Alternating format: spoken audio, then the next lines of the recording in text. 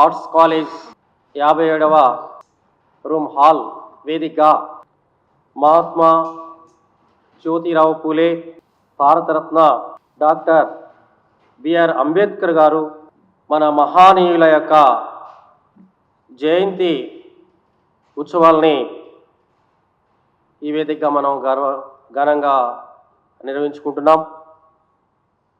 ఈ కార్యక్రమంలో పాల్గొన్న మీ అందరికీ స్వాగతం, సుస్వాగతం. మనందరికీ తెలుసు, ఉస్మానియా యూనివర్సిటీ అనేక సామాజిక ఉద్యమాలకి పుట్టినిల్లు. ఈ వేదికగా మనం మన మహానీయుల యొక్క జయంతి ఉత్సవాలను నిర్వహించుకోవడం మనందరం పూర్వజన్మ సుకృతం, మనందరికీ గర్వకారణం.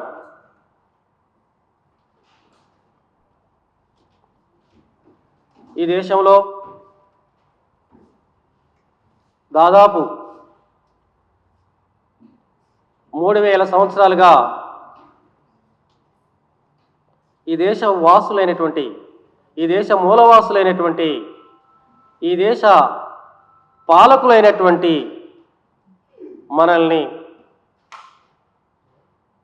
కాలక్రమంలో పాలితులుగా, బానిసలుగా మార్చి మెజారిటీ ప్రజల్ని ప్రాతినిధ్యం లేకుండా కొద్దిమంది మాత్రం, కేవలం పిడికెడ మంది లేనటువంటి వాళ్ళు ఈ దేశంలో అన్ని రంగాల్ని శాసిస్తూ మన సమాజాన్ని నిర్వీర్యం చేస్తూ ఇంకా బానిసల కార్ఖానాలోనే మనల్ని బంధించి మనకి స్వాతంత్ర్యాన్ని, కనీస స్వాతంత్ర్యాన్ని లేకుండా చేస్తున్నటువంటి పరిస్థితులు మనందరికీ విదితమే. ఆనాడు ఈ దేశంలో ఏర్పడుతున్నటువంటి సామాజిక పరిస్థితుల్ని అధ్యయనం చేసినటువంటి గౌతమ బుద్ధుని యొక్క వారసత్వాన్ని పుణికిపుచ్చుకొని అనేక కార్యక్రమాలు, సామాజిక ఉద్యమాల్లో భాగంగా అశోకుడి రాజ్యంలో మనం ప్రపంచానికి ఒక అద్భుతమైనటువంటి పాలన అందించినటువంటి, పరిపాలనా దక్షత కలిగినటువంటి వారసత్వం నుండి వచ్చామని దాన్ని మరొక్కసారి మనం తెలుసుకొని రాబోయే కాలంలో ఈ దేశానికి పాలకులు కావాలని చెప్పేసి బహుశా ఈ కార్యక్రమాన్ని నిర్వహిస్తున్నటువంటి మన నిర్వాహకుల యొక్క ఉద్దేశం అని చెప్పి నేను భావిస్తా ఉన్నాను. ఆనాడు కౌంటర్ రివల్యూషన్ తోటి మన రాజ్యాన్ని కూలగొట్టి క్రమక్రమంగా ఈ దేశంలో మనమేంటో, మన శక్తి ఏంటో తెలుసుకోకుండా ఇవాళ ఈ స్థితికి దిగార్చినటువంటి అంశాల పట్ల ఆనాడు మహాత్మా జ్యోతిరావు పూలే ఈ దేశ స్వాతంత్రం కంటే ముందు మా ప్రజలైనటువంటి, బాహుజనులైనటువంటి అతిశూద్రులకి ఫస్ట్ స్వాతంత్రం రావాలని చెప్పేసి ఆనాడు బ్రిటిష్ ప్రభుత్వానికి నివేదికలు సమర్పించినటువంటి కాలంలో 1948లో మొట్టమొదటిసారి ఈ దేశంలో విద్య నిషేధిస్తే మాకు విద్య కావాలి అని చెప్పేసి అతిశూద్రులకి, శూద్రులకి, మహిళలకి పాఠశాలని ప్రారంభించినటువంటి ధీరోదత్తుడు మన మహానీయుడు మహాత్మా జ్యోతిరావు పూలే యొక్క ఆలోచన విధానాన్ని మనం అవలంబించలేకపోతున్నామా? మన ఈ స్థితి కారణం ఏంటి? ఆయన వారసత్వంలో వచ్చినటువంటి అనేక మంది మహానీయులు, ఆ వారసత్వంలో వచ్చినటువంటి మన డాక్టర్ బిఆర్ అంబేద్కర్ గారు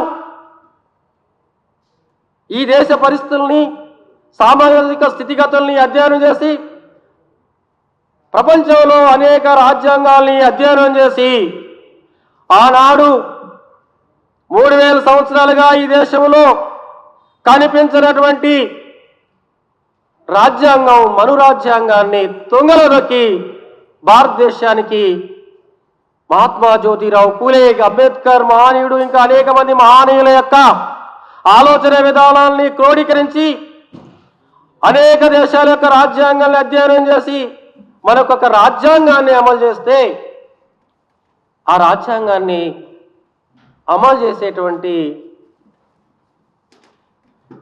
దానికి మన సమాజం నోచుకోలేకుండా పోయింది. రాజ్యాంగం ఎంత గొప్పదైనా అమలు చేసేవాడు మనవాడు కాకపోతే ఎంత గొప్ప రాజ్యాంగం అయినా అది పనికిరాని రాజ్యాంగంగానే పరిగణించబడతా ఉంటుంది. ఇవాళ మనం అదే ఆ స్థానంలో ఇటు పార్లమెంట్లో, అసెంబ్లీలో మన వాళ్ళు ప్రాతినిధ్యం ఉండి మన జనాభా ప్రకారం, మన నిష్పత్తి ప్రకారం 90% మనం ప్రాతినిధ్యం ఉండి ప్రధానమంత్రులుగా, ముఖ్యమంత్రులుగా మనం ఉంటే ఈ దేశ పరిస్థితులు, స్థితిగతులు ఏ విధంగా ఉండేవి? ఇవాళ ఈ పరిస్థితులు ఉండేవా? సమాజాన్ని తుంగలో దొక్కి సమాజాన్ని నిర్మించినటువంటి ఆ మనువాదానికి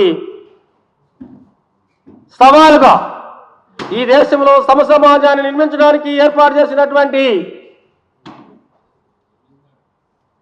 మన భారత రాజ్యాంగాన్ని అమలు చేసుకునేటువంటి అవకాశాన్ని 2029 వరకు మన చేతిలో తీసుకుంటారని చెప్పేసి ఈ కార్యాచరణని ముందుకు తీసుకొస్తున్నటువంటి నిర్వాహకులకి నేను ముందుగా అభినందనలు తెలియజేస్తూ, ఇంత గొప్ప మహనీయులు ఈ దేశ వారసత్వంలో ఇంకా ఏ జాతికి లేనటువంటి వారసత్వం, తాత్విక పునాది, ఆలోచన విధానం, మనిషిని మనిషిగా చూసేటువంటి పద్ధతి మన వాళ్ళ ఆనాడు ముందు తీసుకొస్తే, సమాజాన్ని పెంచి పోషించేటువంటి, లేనిదాన్ని ఉన్నట్టు క్రియేట్ చేసి మనల్ని నమ్మించి, మనల్ని చీల్చి, మనల్ని యొక్క శక్తిని నిర్వీర్యం చేసేటువంటి వాళ్ళ మాటల్ని నమ్మి ఇవాళ వాళ్ళ దగ్గరికి వెళ్ళి శాసించవలసిన స్థితిలో ఉండవలసిన వాళ్ళం అయ్యా దేహి అనేటువంటి ఆశించిన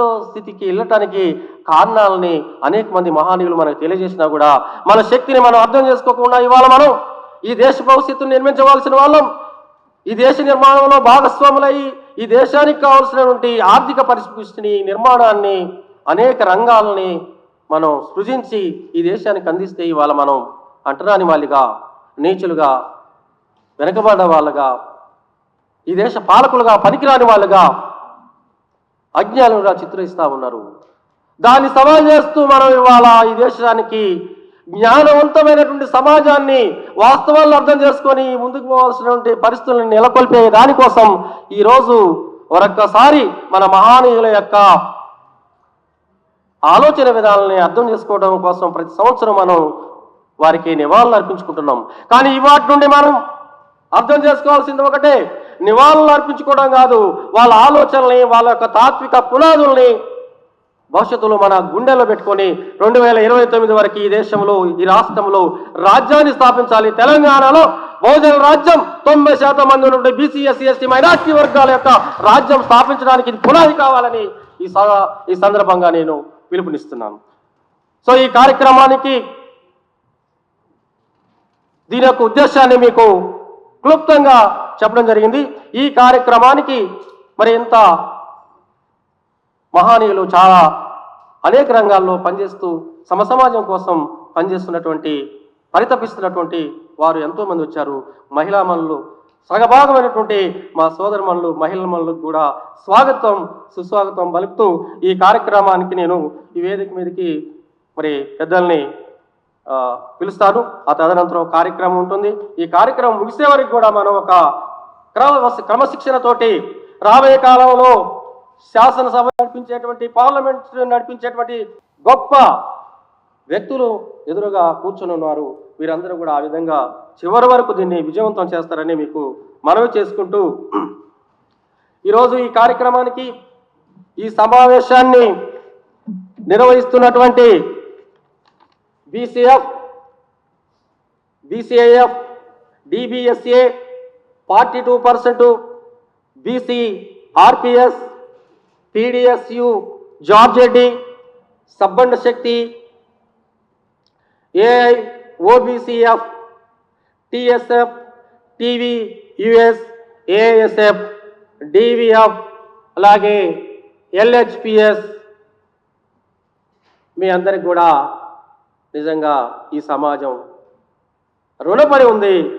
మీ అందరికీ, ఈ నిర్వాహకులందరికీ నేను ఈ సభాముఖంగా శిరస్సు ఉంచి నమస్కరిస్తూ, ఈ సభా కార్యక్రమానికి అధ్యక్షత వహించవలసిందిగా ఎన్ చంద్రరాములు గారిని వేదిక మీదకి ఆహ్వానిస్తూ వారి యొక్క స్థానాన్ని అలంకరించవలసిందిగా కోరుతున్నాను. అదేవిధంగా మనందరూ తెలుసు, BCIF తరఫున ఏకైక IAS BC బహుజన ముద్దుబిడ్డ, వారు రిటైర్డ్ అయిన తర్వాత, రిటైర్డ్ కాకముందు కూడా సమాజం కోసం ఎంతో శ్రమించి ఇప్పుడు మన కోసం పాటుపడుతున్నటువంటి చిరంజీవులు సార్ గారిని, retired BC intellectual forum chairman గారిని సాధారణంగా వేదిక మీదకి ఆహ్వానించిన అందరి కరతాళ ధ్వనుల మధ్యలో, అలాగే ఈ కార్యక్రమానికి వచ్చినటువంటి ప్రపంచ మేధావి, బహుజనుల ముద్దుబిడ్డ, నేను ఎట్లా హిందువునైతా అని చెప్పేసి సవాల్ విసిరినటువంటి మహా ప్రవక్త ప్రొఫెసర్ కంచాయలయ్య గారు మరి వేదిక మీద దగ్గరకు వచ్చి ఉంటే వారిని కూడా సాదరంగా ఆహ్వానిస్తున్నాను. డాక్టర్ కంచా ఐలయ్య గారు, మన ప్రొఫెసర్ గారు. అలాగే విశిష్ట అతిథుల్లో మాజీ హైకోర్టు న్యాయమూర్తి గారు జస్టిస్ చంద్రకుమార్ గారిని కూడా వేదిక మీదకి వచ్చి వారిని ఆశీలు కావాల్సిందిగా వినయపూర్వకంగా వారిని ఆహ్వానిస్తున్నాను. అలాగే డాక్టర్ పూర్ణచంద్రరావు గారు ఎస్పీగా రిటైర్డ్ అయి వీరు AIBSP నేషనల్ కోఆర్డినేటర్గా పనిచేస్తున్నారు. వారిని కూడా మీ అందరి కరతాళ ధ్వనుల మధ్యలో వేదిక మీదకి సాదరంగా ఆహ్వానిస్తున్నాం. అతిథులుగా ప్రొఫెసర్ రామ్ షెపర్డ్ గారు, department of sociology, Osmania university, వారిని కూడా వేదిక మీదకి సాదరంగా ఆహ్వానిస్తున్నాం. సార్, మహనీయుల జయంతి ఉత్సవాల సందర్భంగా ఈ కార్యక్రమానికి ముఖ్య అతిథులుగా విచ్చేసినటువంటి గౌరవ BC ఇంటలెక్చువల్ ఫోరం రాష్ట్ర నాయకులు మరియు మాజీ IAS చిరంజీవులు సార్, అదేవిధంగా ఉస్మాన్ యూనివర్సిటీ ప్రొఫెసర్లు రామ్ షెఫర్డ్ సార్, రాముల్ సార్, మరియు దర్శన్ అన్న, వలివెండ నరసన్న అక్క, గౌరవ పెద్దలందరూ కూడా ఓయూ విద్యార్థి సంఘాల పేరుతో వచ్చిన వాళ్ళతో పాటు ఈ కార్యక్రమాన్ని విజయవంతం చేయడానికి ఇచ్చేసినటువంటి ప్రతి ఒక్కరికి కూడా అమ్మలు, అక్కలు, అన్నలకు ప్రత్యేకమైనటువంటి ధన్యవాదాలు తెలియజేస్తూ, ఈరోజు అవ్వారు వేరన్న గారి నిర్వహణ, దర్శనన్న గారి నిర్వహణలో భాగంగా మహనీయులు చనిపోయినా కూడా వాళ్ళను బతికేయడానికి ఇంత అద్భుతమైనటువంటి కార్యక్రమాన్ని తలపెట్టి, ఈ కార్యక్రమం BCలకు 42% రావాలనేటువంటి ప్రత్యేకమైనటువంటి ఎజెండాగా మార్చే ప్రక్రియగా అవ్వారు వేనన్న ఇంత మంచి కార్యక్రమం తీసుకోవడం చాలా సంతోషం. ఎందుకంటే విద్యార్థి ఉద్యమ నాయకత్వం నుంచి సామాజిక మార్పుకు శ్రీకారం చుట్టేటువంటి ఒక అద్భుతమైనటువంటి స్ఫూర్తిదాతగా పనిచేస్తూ మాలాంటి విద్యార్థి నాయకులకు ఆదర్శంగా ఉన్నటువంటి వ్యక్తి అవ్వారు వేనన్న గారు. ఏ పనొచ్చినా ఏదొచ్చినా కూడా ముందు వరుసలో నిలబడి దాని సమస్యలు ఒక్కటే కాదు, సమాజ చైతన్యంలో కూడా భాగస్వామ్యం చేసేటువంటి వ్యక్తిగా మేము రెస్పెక్ట్ చేయబడ్డ వ్యక్తి. కాబట్టి ఈ కార్యక్రమాన్ని ఇంత ఉన్నతంగా తీర్చిదిద్దినందుకు ప్రత్యేకమైనటువంటి శుభాకాంక్షలు తెలియపరుస్తూ, ప్రియమైనటువంటి గౌరవ పెద్దలారా, నిజానికి జ్యోతిరావు పులే అయినా, అంబేద్కర్ అయినా మహారాష్ట్రలో పుట్టిన సందర్భంలో అణిచివేత నుంచి ఎదిగొచ్చిన ధిక్కార స్వరాలు భాస్వరాలైపోయి ఈ దేశంలో అద్భుతమైనటువంటి కోట్లాది మంది పీడిత వర్గాలలో ఒక వెలుగు నింపినటువంటి మహనీయులు వాళ్ళు. వాళ్ళ కుటుంబాలు చనిపోయినా కూడా ఈ కోట్లాది మంది పీడిత జనాన్ని బతికించినటువంటి ఉద్యమ చైతన్యం వాళ్ళలో ఉన్నది. కాబట్టి మొదటి దశ పులే అయితే పులే గారు సావిత్రిబాయి పులేకు చదువు చెప్పించి బ్రాహ్మణ వ్యవస్థకు వ్యతిరేకంగా అసమానతంగా ఉన్నటువంటి ఈ సమాజంలో సమానత్వం తీసుకురావడానికి కూడా ఇంటిలో ఉండేటువంటి సాంప్రదాయ భావాలను బయటికి తీసుకోరు, వాటికి వ్యతిరేకంగా పోరాటం చేసి ఒక ఉన్నతమైనటువంటి ప్రగతిశీలమైనటువంటి భావాలతో సమాజంలో స్ఫూర్తి నింపినటువంటి వ్యక్తులు వాళ్ళు. అదే క్రమంలో ఈరోజు ప్రస్తుత సమాజం వాళ్ళ ఆదర్శం ఎట్లా తీసుకోవాలి, వాళ్ళ స్ఫూర్తిని ఎట్లా నడవడిక మనం నేర్చుకోవాల్సినటువంటి అవసరం ఉన్నది. ఇవాళ మీటింగులు పెట్టుకోవడమే కాదు, బీసీ రిజర్వేషన్ ఈ రాష్ట్రంలో ఈ దేశంలో 52% మంది బీసీ బిడ్డలు ఉంటారు, కానీ వాళ్లకు మండల్ కమిషన్ పేరు మీద 27% మాత్రమే రిజర్వేషన్ వస్తుంది. బడుగు వర్గాలుగా కష్టం చేసే పీడిత వర్గాలుగా ఉంటూ సమాజాన్ని బతికించే వాళ్ళు బీసీ బిడ్డలు. ఇవాళ భారత రాజ్యాంగం అమలై 76 సంవత్సరాలు అవుతున్నా ఒక బీసీ బిడ్డ మాకు రిజర్వేషన్ కావాలి అని అడుగుతున్నాడు అంటే 52% ఉన్నటువంటి బీసీ బిడ్డల ఐక్యత ఎక్కడుందనేది మనం ప్రశ్నించుకోవాలి. ఇవాళ మహనీయుల మీటింగ్ పెట్టి వాళ్ళను స్మరిస్తున్నాము, వాళ్ళను కొనియాడుతున్నాము, వాళ్ళ స్ఫూర్తి తీసుకుంటున్నామనే కాదు, ఆ స్ఫూర్తి రేపు 42% రిజర్వేషన్ను ఎట్లా తీసుకెళ్ళాలి, ఎట్లా సక్సెస్ కావాలనేటువంటి ఒక బలమైనటువంటి సంకల్పం కోసం మాత్రమే ఈ కార్యక్రమాన్ని తలపెట్టడం జరిగింది. ఎందుకంటే బీసీలలో ఫర్ ఎగ్జాంపుల్ దళిత వర్గాలలో మాదిగలు మాలలు పెద్ద కులాలుగా ఉండి వాళ్ళు ఐక్యమత్యంగా వర్గీకరణ కావచ్చు 30 సంవత్సరాలు వర్గీకరణ చేసి సాధించిన సందర్భం.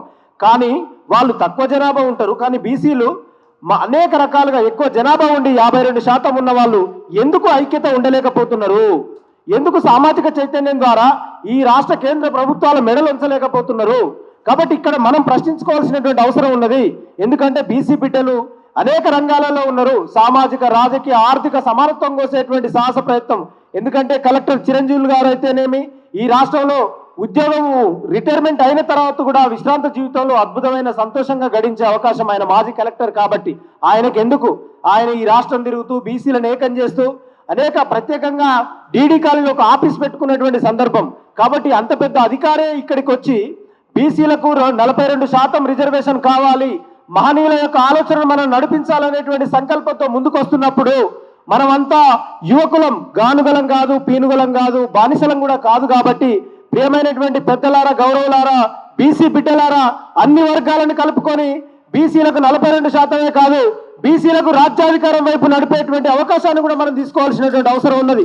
బీసీ వర్గాలలో సర్దార్ సర్వాయి పాపన్నతో పాటు లింగ బసవన్న లాంటి ఎంతో మంది సంస్కరణవాదులు ఈ సమాజానికి మార్పుకు సూచకంగా పనిచేసినటువంటి గొప్ప వాళ్ళు ఉన్నారు. వాళ్ళ ఆదర్శాలు మనకు అవసరం, వాళ్ళ ఆశయ స్ఫూర్తి మనకు అవసరం. వాళ్ళ ఆశయ స్ఫూర్తి మనం తీసుకోవాలంటే ఫస్ట్ బీసీ వర్గాలకు రాబడినటువంటి హక్కుల కోసం మనం మాట్లాడాలి. బీసీ వర్గాలకు 42% కాదు, రేపు భవిష్యత్తులో జరగబోయే దేంట్లోనైనా బీసీ అన్నలే పెద్దల పాత్ర వహించే విధంగా మనం ఐక్యమత్యంగా మహాబలంగా ఉండేటువంటి ప్రయత్నం జరగాలి. ఎందుకు రాజ్యాంగం అమలైతే 76 ఏళ్ళైనా కూడా బీసీ రాష్ట్ర ముఖ్యమంత్రి ఎందుకు కాలేడని మనం ప్రశ్నించుకోవాల్సినటువంటి అవసరం ఉన్నది.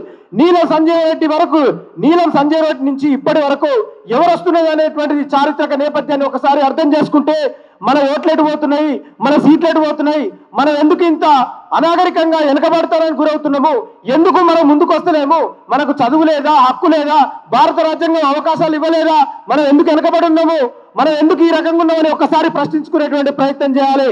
కాబట్టి ఇక్కడ మంది చాలా మందే ఉన్నారు, మనం తక్కువ ఉన్నామని బాధపడాల్సినటువంటి అవసరం లేదు. ఇటువంటి 1 నుంచి 1,00,000 మొదలు పెడితే ఆ లక్షతోని ఉద్యమం చేయాల్సినటువంటి అవసరం ఉన్నది.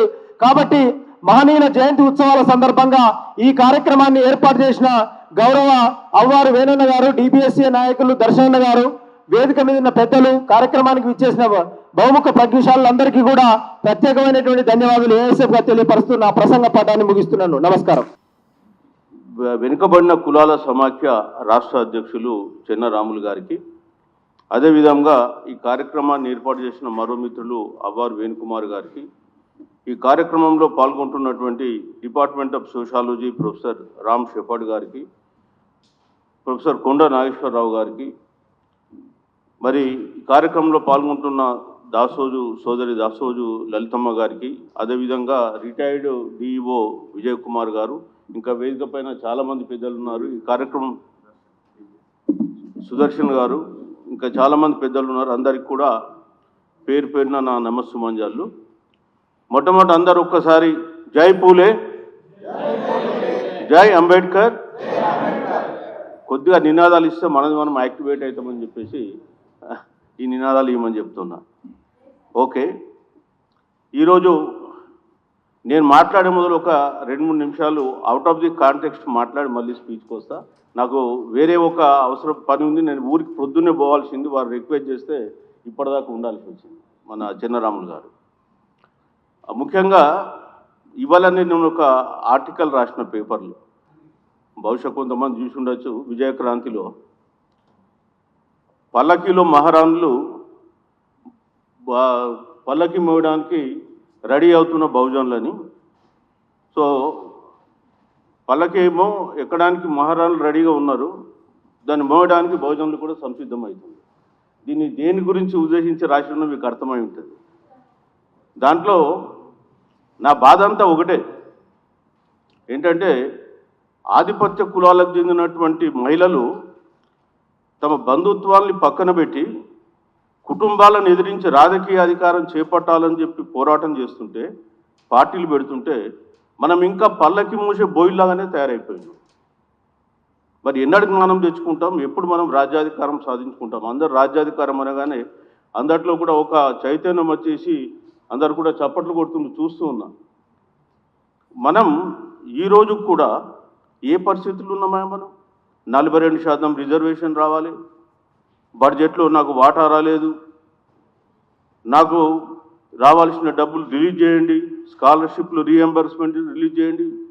ఈ పరిస్థితుల్లో మనం పోరాడుతుంటే వాళ్ళు వేసే ముష్టి కొరకు, వాళ్ళేమో రాజ్యాధికారం కొరకు, పదవుల కొరకు వాళ్ళు పోరాడుతున్నారు.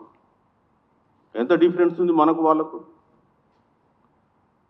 80 సంవత్సరాలు దాదాపు స్వాతంత్రం వచ్చి 80 సంవత్సరాల తర్వాత కూడా దేశంలో దాదాపు 60% జనాభా ఉన్న బీసీలు అడుక్కునే స్థాయిలోనే ఉన్నారంటే మరి దేశం ఏం పురోభివృద్ధి సాధించింది, మనం ప్రగతి సాధించిన మన విషయాన్ని మనం ప్రశ్నించుకోవాల్సినటువంటి అవసరం. సో అందుకే ఇవాళ ఆ నాకు తట్టుకోలేక ఒక ఆర్టికల్ రాసి వదిలేద్దామని చెప్పి నిన్న రాయడం జరిగింది. నిజానికి మనం ఇదే పరిస్థితి కదా, ఇదే పని చేస్తున్నాం కదా. ఈ రోజు కూడా 42% రిజర్వేషన్ ఈ విషయం మాట్లాడుతున్నాం. వాళ్ళు ఏం మాట్లాడుతున్నారు? అధికారం కొరకు ఎవరినైనా లెక్క చేయం, కానీ అధికారం పదవి మాకు కావాలి. ఎందుకు కావాలి అధికారం పదవి? ఎందుకు కావాలి వాళ్ళకు? ఎందుకంటే అధికారం ఉంటే ఏదైనా మనం సాధించుకోవచ్చు, ఎంతైనా సంపాదించుకోవచ్చు. అది కదా వాళ్ళకి కావాల్సింది. మనకేమో ఇంకా ఆ జ్ఞానం వస్తుంది. 60% జనాభా మనం ఉన్నాం, బహుజనులందరం కలిసి దాదాపు ఈ దేశంలో 85% జనాభా. సో ఈరోజు కూడా యాచించే స్థాయిలో ఉన్నాం, శాసించే స్థాయిలో లేవు. సో ఆ విషయం ఒకసారి మీకు గుర్తు చేద్దామని చెప్పి మళ్ళోసారి ఆ విషయం తెలియజేస్తూ, ముఖ్యంగా మహనీయులు, ఇవాళ మహనీయుల జయంతి ఉత్సవాలు కాబట్టి వాళ్ళ గురించి మనం ఒక 2-3 అంశాలు మాట్లాడుకుందాం. ముఖ్యంగా ఈ మహనీయులందరూ కూడా, ఏప్రిల్ నెల అంటేనే మహనీయుల నెల. అనేక మంది మహనీయులు ఈ నెలలో జన్మించిండ్రు. పూలే కావచ్చు, జగజీవన్ రామ్ గారు కావచ్చు, అంబేద్కర్ గారు కావచ్చు, ఇంకా వేరే వాళ్ళు కూడా ఉన్నారు. బట్ వీళ్ళందరూ కూడా మనకు ప్రధానమైనటువంటి వ్యక్తులుగా కనిపిస్తూ ఉంటారు చరిత్రలో. అయితే వాళ్ళ ఆలోచన విధానం ఏంటి, వాళ్ళ తాత్విక పునాది ఏంటి, వాళ్ళ నుంచి మనం ఏం నేర్చుకుంటాం? నిజంగా వాళ్ళు చెప్పింది మనం ఆచరించినమా ఈ దేశంలో? ఈరోజు కూడా వాళ్ళ ఆలోచన విధానం ఏదైతే వాళ్ళు కలలు కన్నారో అది కన్నటువంటి కళల్ని నిజం చేయడానికి మనం పోరాటం చేస్తున్నామా అనేటువంటి విషయాల గురించి మొదట 2 నిమిషాలు మాట్లాడుకుందాం. ఇవాళ పూలే కానీ, అంబేద్కర్ కానీ, జగజీవన్ రామ్ గారు కావచ్చు, వీళ్ళందరూ కష్టపడ్డది దేని కొరకు? ఈ దేశంలో సామాజిక న్యాయం కావాలనే ఉద్దేశంతో. వీరందరి ఆలోచన విధానం ఒకటే, తాత్విక పునాదులు ఒకటే. ఏంటి? సామాజిక న్యాయం కావాలి ఈ దేశంలో. ఎందుకు? ఈ దేశంలో ఉన్నటువంటి నిచ్చెన మెట్ల కుల వ్యవస్థ ద్వారా శూద్రులు, అతిశూద్రులు అనే వాళ్ళు వేల సంవత్సరములుగా అణిచివేయబడ్డారు. కాబట్టి ఆ వర్గాలు మిగతా వర్గాలతో సమానంగా ఎదగాలంటే వాళ్ళకు కొన్ని కాన్స్టిట్యూషనల్గా ప్రత్యేక ప్రొటెక్షన్స్ కావాలి, రక్షణలు కావాలనే ఉద్దేశంతో వాళ్ళు సామాజిక న్యాయం వైపు పోరాటం చేశారు. రెండోది, వీళ్ళందరూ కూడా కుల వ్యవస్థను సమూలంగా నిర్మించాలని చెప్పేసి మాట్లాడినటువంటి వ్యక్తులే. ఎందుకంటే ఈ దేశంలో పేదరికానికి అణిచివేతకు ప్రధానమైన కారణం కుల వ్యవస్థ.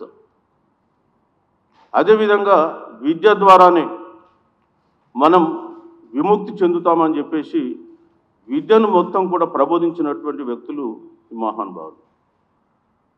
మరి ఈరోజు మనం చూసుకుంటే తెలంగాణ రాష్ట్రము భారతదేశంలో విద్యలో కింది నుంచి మూడో స్థానం ఈరోజు కూడా. మీరు చూడండి, లెక్కలు తీసుకోండి, లిటరసీ రేట్ తెలంగాణలో ఎంతనో చూడండి, అందులో మహిళా లిటరసీ ఎంతనో చూడండి, అందులో ఎస్సీ ఎస్టీ లిటరసీ ఎంతనో చూడండి, అందులో రిమోట్ ఏరియాలో ఉన్న ఎస్టీ లిటరసీ ఎంత ఉందో చూడండి. This is what Telangana. అందుకనే విద్య లేదు కాబట్టే విముక్తి లేదు తెలంగాణలో. ఎందుకంటే తెలంగాణలో ఎన్ని ఉద్యమాలు చేసినా ఆ ఉద్యమాల అంతిమ ఫలితం మాత్రం తిరిగి ఆధిపత్య కులాలకే చేరుకుంటుంది. 1946లో సాయుధ తెలంగాణ పోరాటం చేసి 4,000 మంది అమరులైన రాజ్యాధికారం వాళ్ళది. మావోయిస్టు ఉద్యమాలు జరిగినా ఓ 4,000 మంది మావోయిస్టులు చనిపోయి ఉంటారు, 4,000-5,000 మంది. తిరిగి అధికారం వాళ్ళదే, సంపద కూడా వాళ్ళ చేతిలోనే ఉంది. నినాక మొన్న తెలంగాణ కుల సర్వే రిపోర్ట్ కూడా అదే చెప్తుంది. ఇక తెలంగాణ అనగానే మన దగ్గర అందరూ ఎలక్ట్రిఫై అయిపోతారు. ప్రతి ఒక్కరు చెప్తారు, నేను తెలంగాణ ఉద్యమంలో ఈ పాత్ర పోషించిన సార్ అంటాడు. అరే మరి ఇప్పుడు బీసీ ఉద్యమం నడుస్తుంది, ఇందులో ఎందుకు పాల్గొనరు అంటే ఏం మాట్లాడు. ఇన్ని తెలంగాణ తొలి దశ మలి దశలో కూడా ఒక 2,000 మంది అమరులై ఉంటారు. ఈ రాష్ట్రంలో 10-12,000 మంది అమరులైండ్రు గత 80 సంవత్సరాలుగా. ఇవాళ అందరూ మాట్లాడితే తెలంగాణ ఉద్యమంలో పాల్గొన్నాం మేము సార్, ఆ రోల్ ప్లే చేసినాం, ఈ రోల్ ప్లే చేసినాం అని చెప్తున్నారు కదా. మరి ఇవాళ నడుస్తున్న ఉద్యమం ఎవరి కొరకు నడుస్తుందండి? బీసీల కొరకు నడుస్తున్న ఉద్యమంలో నువ్వెందుకు పాల్గొనవు బీసీగా? ఇదే ఉస్మానియా యూనివర్సిటీ ఒక నర్వ్ సెంటర్గా తెలంగాణ ఉద్యమంలో పనిచేసింది. ఇవాళ బీసీల కొరకు జరుగుతున్న ఉద్యమంలో నువ్వెందుకు ఇందులో పార్టిసిపేట్ కావడం లేదు? అంటే అగ్రవర్ణాలు పిలిపిస్తే వారి నాయకత్వం కిందనే మీరు పనిచేస్తారా? నీ కొరకు నువ్వు పనిచేసుకోవా? ఏం నడుస్తుంది తెలంగాణలో? ఆ విషయం మనం ప్రశ్నించుకోవాలి. ఇక్కడ కూర్చొని మనం స్లోగన్లు ఇవ్వడం కాదు. ఇవాళ 42% రిజర్వేషన్ గురించి మాట్లాడదాం. రాజ్యాంగపరమైన ప్రొవిజన్స్ కూడా కొన్ని ఉన్నాయి, మనం మాట్లాడుకోవాలి. మీకు ఎంత ఒప్పుకుందో టైం ఉందో నాకు తెలియదు, బట్ ఒక 5-10 మినిట్స్లో మాత్రం నేను చెప్పదలుచుకున్నా. భారత రాజ్యాంగం అనేది బీసీలు అంటే బ్యాక్వర్డ్ క్యాస్ట్లు అని నిర్వచించలేదు, బ్యాక్వర్డ్ క్లాసెస్ అని నిర్వచించి బీసీలకు తీరాన్ని అన్యాయం చేసింది. భారత రాజ్యాంగం రచనలోనే బ్యాక్వర్డ్ క్లాసెస్ అని పదం పెట్టి బ్యాక్వర్డ్ క్యాస్ట్లను నిండముంచింది ఈ దేశంలో.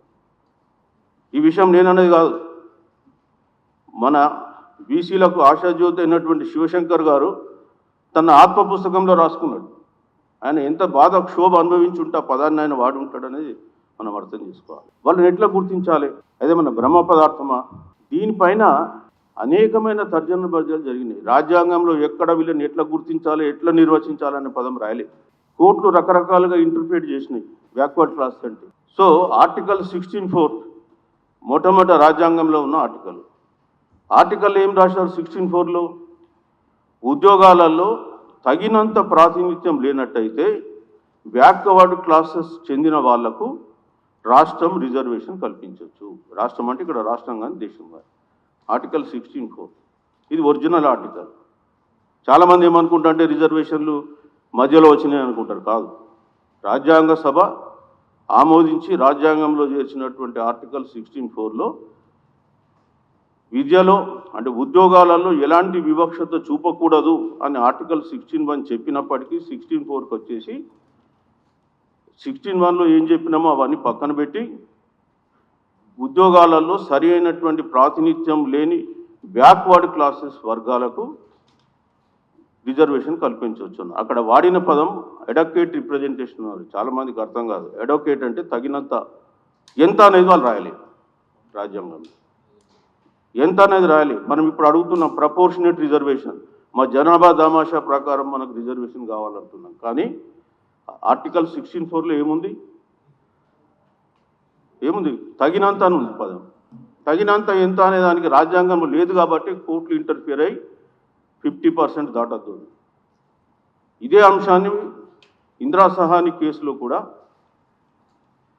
డిస్కషన్ వచ్చింది. ఇందిరా సహాని కేసులో జడ్జిమెంట్లో 1992లో మండల్ కమిషన్ దానిపైన జడ్జిమెంట్ రాసినప్పుడు 9 మంది జడ్జిలు దీని మీద కూర్చొని రాజ్యాంగ ధర్మాసనం దీనిపైన జడ్జిమెంట్ రాసింది. దాదాపు 14 అంశాల మీద వాళ్ళు తీర్పు వెలువచ్చింది. అందులో ఈ అంశం కూడా ఉంది, ప్రపోర్షనేట్ రిప్రజెంట్ వర్సెస్ అడోకేట్ రిప్రజెంటేషన్, పారా 763. సో దాంట్లో క్లియర్గా వాళ్ళు చెప్పినారు. సో మరి దీనికి ఎట్లా సొల్యూషన్ ఏంటి నేను మాట్లాడేటప్పుడు? ఓకే, సో రాజ్యాంగం బ్యాక్వర్డ్ క్లాసెస్ అనే పదం మీద 16(4) తర్వాత ఆర్టికల్ 15(4) వచ్చింది మొదటి రాజ్యాంగ సవరణ ద్వారా. ఎందుకు మొదటి రాజ్యాంగ సవరణ చేయాల్సి వచ్చింది? ఇక్కడ ఉద్యోగాలలో రిజర్వేషన్ ఆర్టికల్ 16(4) చెప్పింది, కానీ విద్యా సంస్థల్లో రిజర్వేషన్ భారత రాజ్యాంగంలో ఎక్కడ లేదు మొదట రాసినప్పుడు. అప్పుడు చంపకై దురైరాజన్ కేసు అని తమిళనాడులో ఒక అమ్మాయి మెడికల్ ఇన్స్టిట్యూషన్లో రిజర్వేషన్ ఇస్తే బీసీలకు కొట్టేసింది. హైకోర్టు కొట్టేసింది, సుప్రీంకోర్టు పోతే కూడా కొట్టేస్తే పెరియార్ గారు ఉండి తమిళనాడు బంద్ ఇచ్చిండు ఆగస్ట్ 4, 1950. దెబ్బకు కేంద్ర ప్రభుత్వం దిగొచ్చి 1951లో మొదటి రాజ్యాంగ సవరణ చేసి ఆర్టికల్ 15(4) పెట్టి అందులో ఏమన్నారు, socially educationally backward classes, scheduled caste, scheduled tribes అని పదం వాడి. ఎవరి సోషల్లీ ఎడ్యుకేషనల్లీ బ్యాక్వర్డ్ క్లాస్? మళ్ళొక విద్య. ఇక్కడనేమో backward class, article 16(4) backward class అంటే ఎస్సీ, ఎస్టీ, ఓబీసీ అని తర్వాత కోర్టులు వ్యాఖ్యానించారు. ఇక్కడ వస్తే సోషల్లీ ఎడ్యుకేషనల్లీ బ్యాక్వర్డ్ క్లాసెస్. ఎవడి వీడు ఎట్లా గుర్తుపెట్టాలి ఏం లేదు. ఆర్టికల్ 340 ఒక ఆర్టికల్ 340 రాసి అందులో ఒక బీసీ కమిషన్ పెట్టి ఆ బీసీ కమిషన్ గుర్తించమన్నారు. అయిపోయింది. బీసీల గురించి ఎవడు పట్టించుకోలేదు దేశంలో ఇక. కానీ ఎస్టీలకు వస్తే ఏం జరిగింది? ప్రపోర్షనేట్ రిప్రజెంటేషన్ పదం వాళ్ళకు ఒరిజినల్ ఆర్టికల్లో ఆర్టికల్ 330, 332లో ఏమన్నారంటే చట్టసభలలో అంటే లోక్సభలో ఎస్సీ ఎస్టీలకు జనాభా దామాషా ప్రకారం 10 సంవత్సరాలకు రిజర్వేషన్ ఇవ్వండి అన్నాడు. అట్లనే 332లో శాసనసభలో ఇవ్వమన్నాడు 10 సంవత్సరాలు. విద్యా ఉద్యోగాలలో ఎక్కడ కూడా ప్రపోర్షనేట్ రిప్రజెంటేషన్ వాళ్ళకు కూడా ఇవ్వాలని చెప్పలేదు వాళ్ళ జనాభా దామాషా ప్రకారం. ఆర్టికల్ 335లో ఒక పదం చెప్పింది ఏంటంటే వాళ్ళ క్లెయిమ్స్ కన్సిడర్ చేయమన్నాడు. Keeping in view the efficiency in the administration. దాన్ని దృష్టిలో పెట్టుకొని చట్టసభలనే ఇస్తున్నాం కాబట్టి విద్యా ఉద్యోగాల్లో ఎందుకు ఇవ్వద్దని చెప్పి వాళ్ళకు జనాభా దామాషా ప్రకారం విద్యా ఉద్యోగాలలో రిజర్వేషన్ కల్పిస్తున్నాం. విద్యా ఉద్యోగాల్లో కల్పించే రిజర్వేషన్కు టైం లిమిట్ లేదు. కొంతమంది తెలియక మాట్లాడుతుంటారు. మొన్న ఒక పెద్ద మా మాజీ ఐఏఎస్ ఆఫీసర్ కూడా డిస్కషన్లో మాట్లాడుతూ ఒరిజినల్గా రాజ్యాంగంలో 10 సంవత్సరాలకే రిజర్వేషన్ ఉంది. తప్పది. విద్యా ఉద్యోగాలలో there is no time limit. Only political representation మాత్రమే 10 ఇయర్స్కి ఉంది. ఎవ్రీ 10 ఇయర్స్కు మనం ఎక్స్టెన్షన్ చేస్తున్నాం. ఆర్టికల్ 330, 332 అమెండ్మెంట్ చేస్తాం. విద్యా ఉద్యోగాలకు నో టైం లిమిట్. తర్వాత ఆర్టికల్ 243D వచ్చి లోకల్ బాడీస్లో కూడా రిజర్వేషన్ వచ్చింది. దాంట్లో కూడా ఎస్సీ ఎస్టీలకు D1లో T1లో జనాభా దామాషా ప్రకారం ఇవ్వమన్నారు.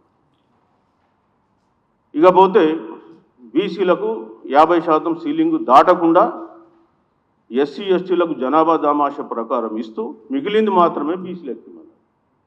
ఇది ఎప్పుడు వచ్చింది జడ్జిమెంటు అంటే మొట్టమొదట మనకు మైసూర్ ఉంది. Balaji versus state of Mysore కేసులో 1961లో ఈ జడ్జిమెంట్ వచ్చింది. దీంట్లో ఏమన్నాడంటే అప్పుడు అక్కడ కూడా ఎడ్యుకేషనల్ ఇన్స్టిట్యూషన్లో వాళ్ళు 50% బీసీలకు పెడితే ఆ 50% చెల్లదని చెప్పి supreme court Balaji versus state of మైసూర్లో వాళ్ళు 50% సీలింగ్ పెట్టింది. సో అదే దాన్ని మన దగ్గర కూడా అనంతరామన్ కమిషన్ వచ్చింది. ఈ అనంతరామన్ కమిషన్ దీన్ని దృష్టిలో పెట్టుకునే ఎస్సీలకు అప్పుడు ఉన్నటువంటి జనాభా ప్రకారం 15, ఎస్టీలకు 5 పోతే 20 పోతే 30 బీసీలకు ఇవ్వమన్నారు. కానీ అప్పుడున్న ప్రభుత్వం 25% ఇచ్చింది. ఒక 5% గ్యాప్ ఉండే. 5% గ్యాప్ను 2007లో వైఎస్ రాజశేఖర రెడ్డి గారు ముస్లిం మైనార్టీస్కు 14 కులాలను కలిపి బీసీ చేసి 4% వాళ్ళకి ఇచ్చారు. ఒకటి అట్లా 50% అయింది అది. ఇక పోతే బీసీలు ఎవరనేది గుర్తించడానికి ఈ దేశంలో ఒక కంక్లూజివ్ స్టేటస్ రావడానికి 47 సంవత్సరాలు పట్టింది. 92లో 45 సంవత్సరాలు పట్టింది. 92లో ఇందిరా సహాని కేసులో కులము కూడా ఒక వర్గమే అని చెప్పి తీర్పియాల్సి వచ్చింది. అంతవరకు ఎన్ని రకాలైనటువంటి రిజర్వేషన్ చట్టాలు తెచ్చిన అన్ని కొట్టేసింది కోర్టులు. మన రాష్ట్రంలోనే తీసుకుంటే 1964లో మొట్టమొదట వైద్య వ్యవస్థలో సీట్ల రిజర్వేషన్ ఇస్తే అప్పుడు 1870 జీవో అనేది ఇచ్చింది, కొట్టేసింది హైకోర్టు. కులాల పేరు మీద మీరు ఎట్లా ఇస్తారు? రాజ్యాంగం కులం అనలేదే, రాజ్యాంగం వర్గం అంది. మీరు వర్గంను ఎట్లా గుర్తించిండ్రు? కులాల పేరు మీద గుర్తించు కాబట్టి చెల్లరు. సిమిలర్లీ మళ్ళీ 68లో అనుకుంటా 112 కులాలను తీసుకొచ్చి బీసీలలో చేసి మళ్ళీ ఇస్తే అది కూడా 1860 ఎంత జీవో దాన్ని కూడా కొట్టేసింది. మళ్ళీ అనంతరామన్ కమిషన్ రిజర్వేషన్లో 92 క్యాస్ట్లను తీసుకొచ్చి ఇస్తే 1793 జీవో 1971లో ఇస్తే దాన్ని కూడా కొట్టేసింది. మొదటిదేమో సాగర్ కేసు, రెండవది వచ్చేసి బలరాం కేసు కొట్టేస్తే మళ్ళీ అప్పుడు సుప్రీంకోర్టుకి వెళ్తే సుప్రీంకోర్టు ఎస్ కులం కూడా ఒక క్లాస్ అనేటువంటి ఇంటర్ప్రిటేషన్ చేస్తే అప్పుడు మనకు 72లో సుప్రీంకోర్టు జడ్జిమెంట్ మీద తెలంగాణ అంటే ఆంధ్రప్రదేశ్ సంయుక్త ఆంధ్రప్రదేశ్ రాష్ట్రంలో రిజర్వేషన్ వచ్చింది. అంటే ఎన్ని సంవత్సరాలు పట్టింది? 25 సంవత్సరాలు పట్టింది.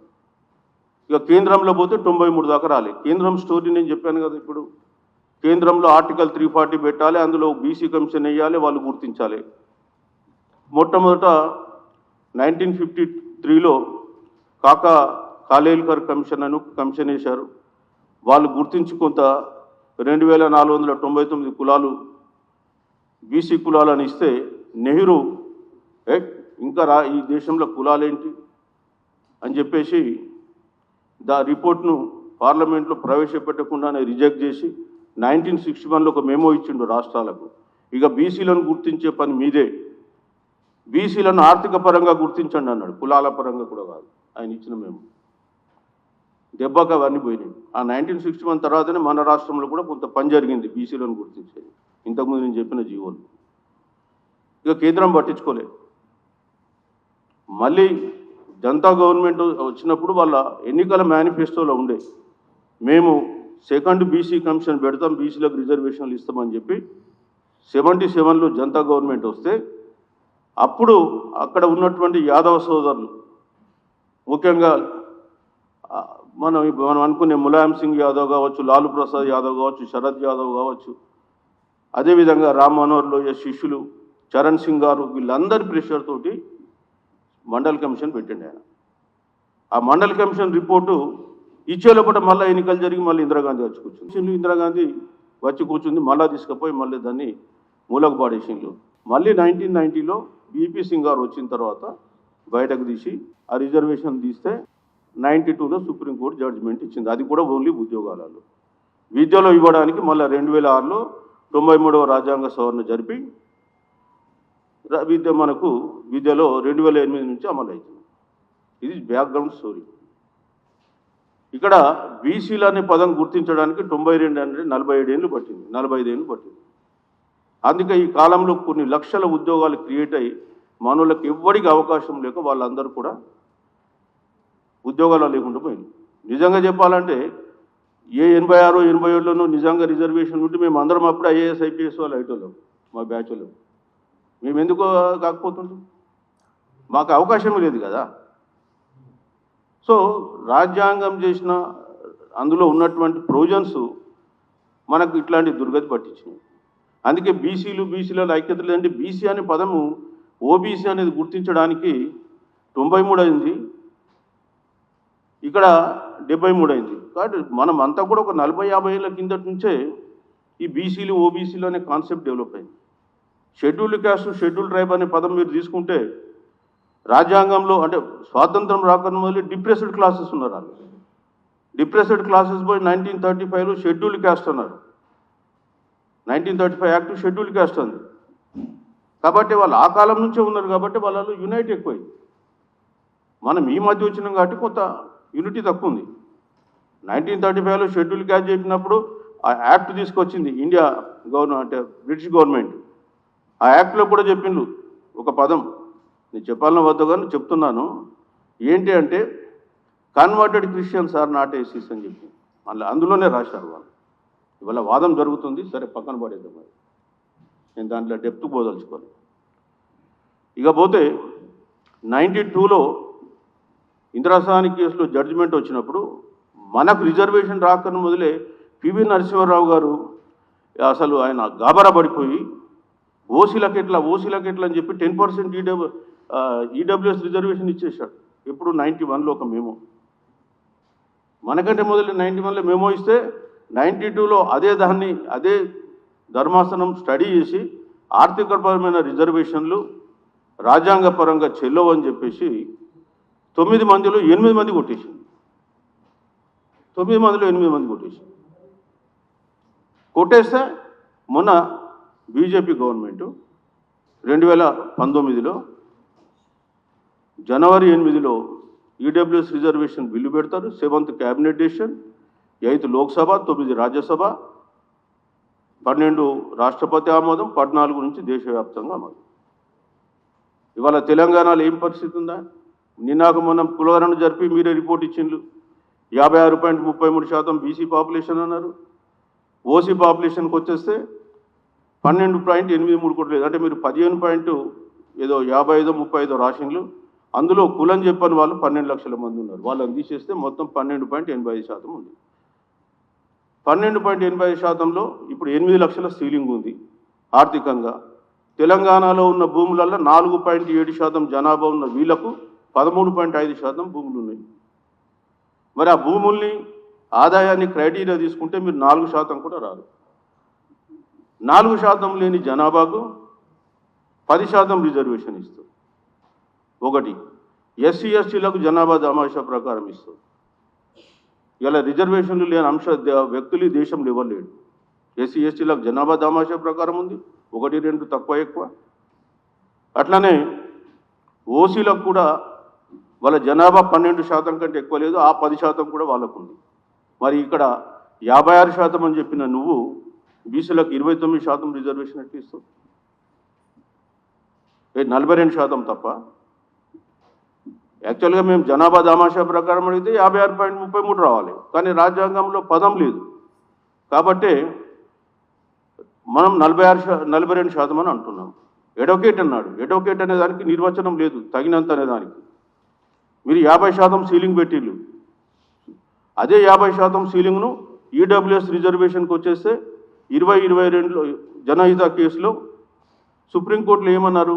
2 సీనియర్ జడ్జిలు, లలిత్ అండ్ ఇంకొక ఆయన సీనియర్ జడ్జిలు, సుప్రీంకోర్టు సీజే, 2 కొట్టేసిండు ఇవ్వడానికి వీల్లేదని 10%. కొట్టేస్తే 3 జూనియర్ జడ్జిలు. 3 జూనియర్ జడ్జిల్లో ఒక ఆయన ఇప్పుడు 2028లో సుప్రీంకోర్టు చీఫ్ జస్టిస్ అవుతాడు. ఆయన 2028లో అవుతాడు. ఇంకొక దినేష్ మహేశ్వర్ అని ఒక్కరు రాసిండ్లు. ఇక నేను వాళ్ళ బ్యాక్గ్రౌండ్ చెప్పదలుచుకోవాలి. అందులో 2 కూడా గుజరాత్లో పనిచేసి వచ్చిన జడ్జిలు. ఆమె పనిచేసిన ఒక మహిళ ఉంది, అందులో జడ్జిమెంట్ ఇచ్చింది. ఆమె గుజరాత్లో నరేంద్ర మోడీ దగ్గర సెక్రటరీ లీగల్గా పనిచేసింది, లా సెక్రటరీ. ఇక దాని మీద నేను ఏం మాట్లాడదలుచుకోలేదు. అంటే జడ్జిమెంట్లు మనోళ్ళు ఉంటే ఎట్లా వస్తుందని చెప్తున్నా, అదే మించేం లేదు. ఏం జరిగిందనేది చెప్తున్నా. ఇదే జడ్జిమెంట్ను మన సుప్రీంకోర్టు సీనియర్ జడ్జి కేరళలో పోయి కృష్ణ అయ్యర్ మెమోరియల్లో తీవ్రంగా విమర్శించాడు. ఎట్లా ఇస్తారు మీరు సుప్రీంకోర్టు ఈ జడ్జిమెంట్? అంటే బీసీలకు ఎవరు లేడు కదా. ఇవాళ న్యాయ వ్యవస్థలో 33 మంది జడ్జిలు ఉంటే 2 బీసీలు ఉన్నారు కేంద్రంలో, సుప్రీంకోర్టులో. కాబట్టి ఇవాళ ఈ దుర్వ్యవస్థ. సో 42% రిజర్వేషన్ అనేది మనం ఎడకేసీ కింద అడగడానికి వీలున్న అంశం. 9వ షెడ్యూల్లో పెట్టమని అడుగుతున్నాం. ఇది సాధ్యం కాని అంశమేం కాదు. తమిళనాడులో ఆల్రెడీ సాధ్యం చేసుకున్నారు. అయితే పాలకులు ఎట్లుంటారంటే ప్రజలకు మేము ఏదో మేలు చేస్తున్నామని చెప్పి నమ్మించడానికి రకరకాల పద్ధతులు అవలంబిస్తారు. ఇక్కడ కూడా అదే చేసిండ్రు. వాళ్ళు మొదలు అసెంబ్లీలో పాస్ చేసి, కౌన్సిల్లో పాస్ చేసి అక్కడ పంపించేసి చేతులు దులిపేసుకున్నారు. ఇక ఢిల్లీకి పంపి వాళ్ళకు తెలుసు మనం చేసినట్టు ఉండాలి, అక్కడ ఢిల్లీలో అడ్డుకున్నట్టు ఉండాలి, అల్టిమేట్గా వీళ్ళకి బెనిఫిట్ జరగకుండా ఉండాలి. ఇది పాలకులకు ఉన్న పన్నాగం. తర్వాత మనందరం ప్రెషర్ చేస్తే ఓ జీవో ఇస్తుంటాడు. అరే జీవోలు 8 రాష్ట్రాలు ఇంతకుముందే ఇచ్చినాయి, ఆ జీవోలు కొట్టేసిండ్రు. 50% నుంచి రిజర్వేషన్ ఇస్తే మన రాష్ట్రంలో కూడా ఎన్టీ రామారావు ఉన్నప్పుడు 86లో 44% బీసీలకు రిజర్వేషన్ ఇస్తే నారాయణరావు వర్సెస్ అనుకుంటే కేసు, నారాయణరావు వర్సెస్ ఏపీ కేసులో కొట్టేసింది, హైకోర్టు కొట్టేసింది. వాళ్ళ సుప్రీంకోర్టుకు పోలేవాడు. వానికి తెలుసు ఎన్టీ రామారావుకు ఇది చెల్లదని, కోర్టు కొట్టేస్తుందని వానికి తెలుసు. ఇక్కడ పాలకులకు అందరికీ తెలుసు. మనమే అమాయకులం మోసపోతున్నాం. అందుకనే మళ్ళీ ఏం చేసిండు ఈయన ముఖ్యమంత్రి తెలివిగా ఒక జీవో ఇచ్చిండు. మన వాళ్ళు కూడా జీవో ఇవ్వగానే ఇక కొంతమంది పోయి రకరకాలుగా సన్మానాలు, పూలాభిషేకాలు, పాలాభిషేకాలు జరిగినాయి. మనం ఒకళ్ళు మాత్రమే స్టాండర్డ్గా చెప్పినాం ఇది చెల్లదు, కోర్టులు కొట్టేస్తాయి. సో అల్టిమేట్గా ఏమైంది, కోర్టు స్టే ఇచ్చేసింది, అయిపోయింది. ఇప్పటికైనా 42% రిజర్వేషన్ మనం సాధించుకోవాలనుకుంటే ఒకటే మార్గం ఏంటంటే ప్రజా ఉద్యమాన్ని నిర్మించాలి.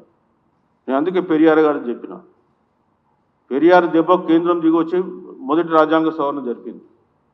అట్లనే ఇక్కడ బీసీ ఉద్యమం 42% రిజర్వేషన్ హైకోర్టు స్టే ఇచ్చినప్పుడు తర్వాత కాలంలో పెద్ద ఎత్తునగిన బీసీలు ఉద్యమంలోకి వచ్చి ఉంటే ఈ రోజుకు అది సక్సెస్ అయ్యేది.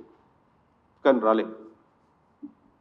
ఎందుకంటే బీసీలు వేరే వాళ్ళు ఉద్యమం చేయమంటే చేస్తారు, వేరే వాళ్ళ కొరకు చేస్తారు, వాళ్ళ కొరకు చేసుకోరు. వాళ్ళు తెలంగాణలో ఉన్న అన్ని స్టోరీలు అవే. ఈరోజు కూడా మీకు అంటే కరెంట్ అఫైర్స్ కొంత దానిపైన ఇంపార్ట్ చేయాలనే ఉద్దేశంతో నాలెడ్జ్ అది తెలియజేస్తున్నా తప్ప ఇంకో ఉద్దేశం కాదు. 42% సాధించుకోవడం అనేది సాధ్యం కాని విషయం కాదు. కానీ అది సాధ్యం కావాలంటే ఒక పెద్ద ప్రజా ఉద్యమం నిర్మించాలి. కొంతమంది ఏమన్నారంటే 9th షెడ్యూల్లో పెట్టినా కానీ రక్షణ ఉండదు, కొట్టేస్తారన్నారు. మేము 2 అంశాలు చెప్పినాం మొదటి నుంచి కూడా.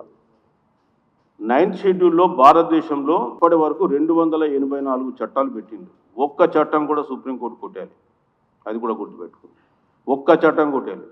రెండో అంశము 2007లో సిసిలీ కేసులో 9th షెడ్యూల్లో పెట్టినా మేము రివ్యూ చేస్తామని చెప్పి సుప్రీంకోర్టు ఇచ్చింది తీర్పు. కాబట్టి ఇది కొట్టువేస్తారని కొందరు వచ్చారు. సో మేమేమంటున్నామంటే 2007లో సుప్రీంకోర్టు ఇచ్చింది కరెక్టే, కానీ సుప్రీంకోర్టు ఏమన్నారు, కేశవానంద భారతి 1967 కేసు తర్వాత 9th షెడ్యూల్లో పెట్టిన ఏది కూడా రాజ్యాంగ మౌలిక సూత్రాలకు వ్యతిరేకంగా ఉంటే కొట్టేస్తామన్నారు.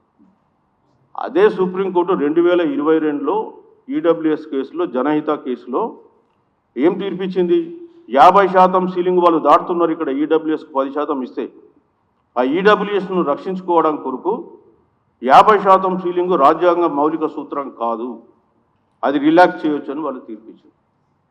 అంటే ఇప్పుడు నాది ఎట్లా కొట్టేస్తాను, నువ్వే చెప్పినావు కదా రాజ్యాంగ మౌలిక సూత్రం కాదు 50% సీలింగ్ అని, నీ దానికి వచ్చేస్తే ఒక తీర్పిస్తావు.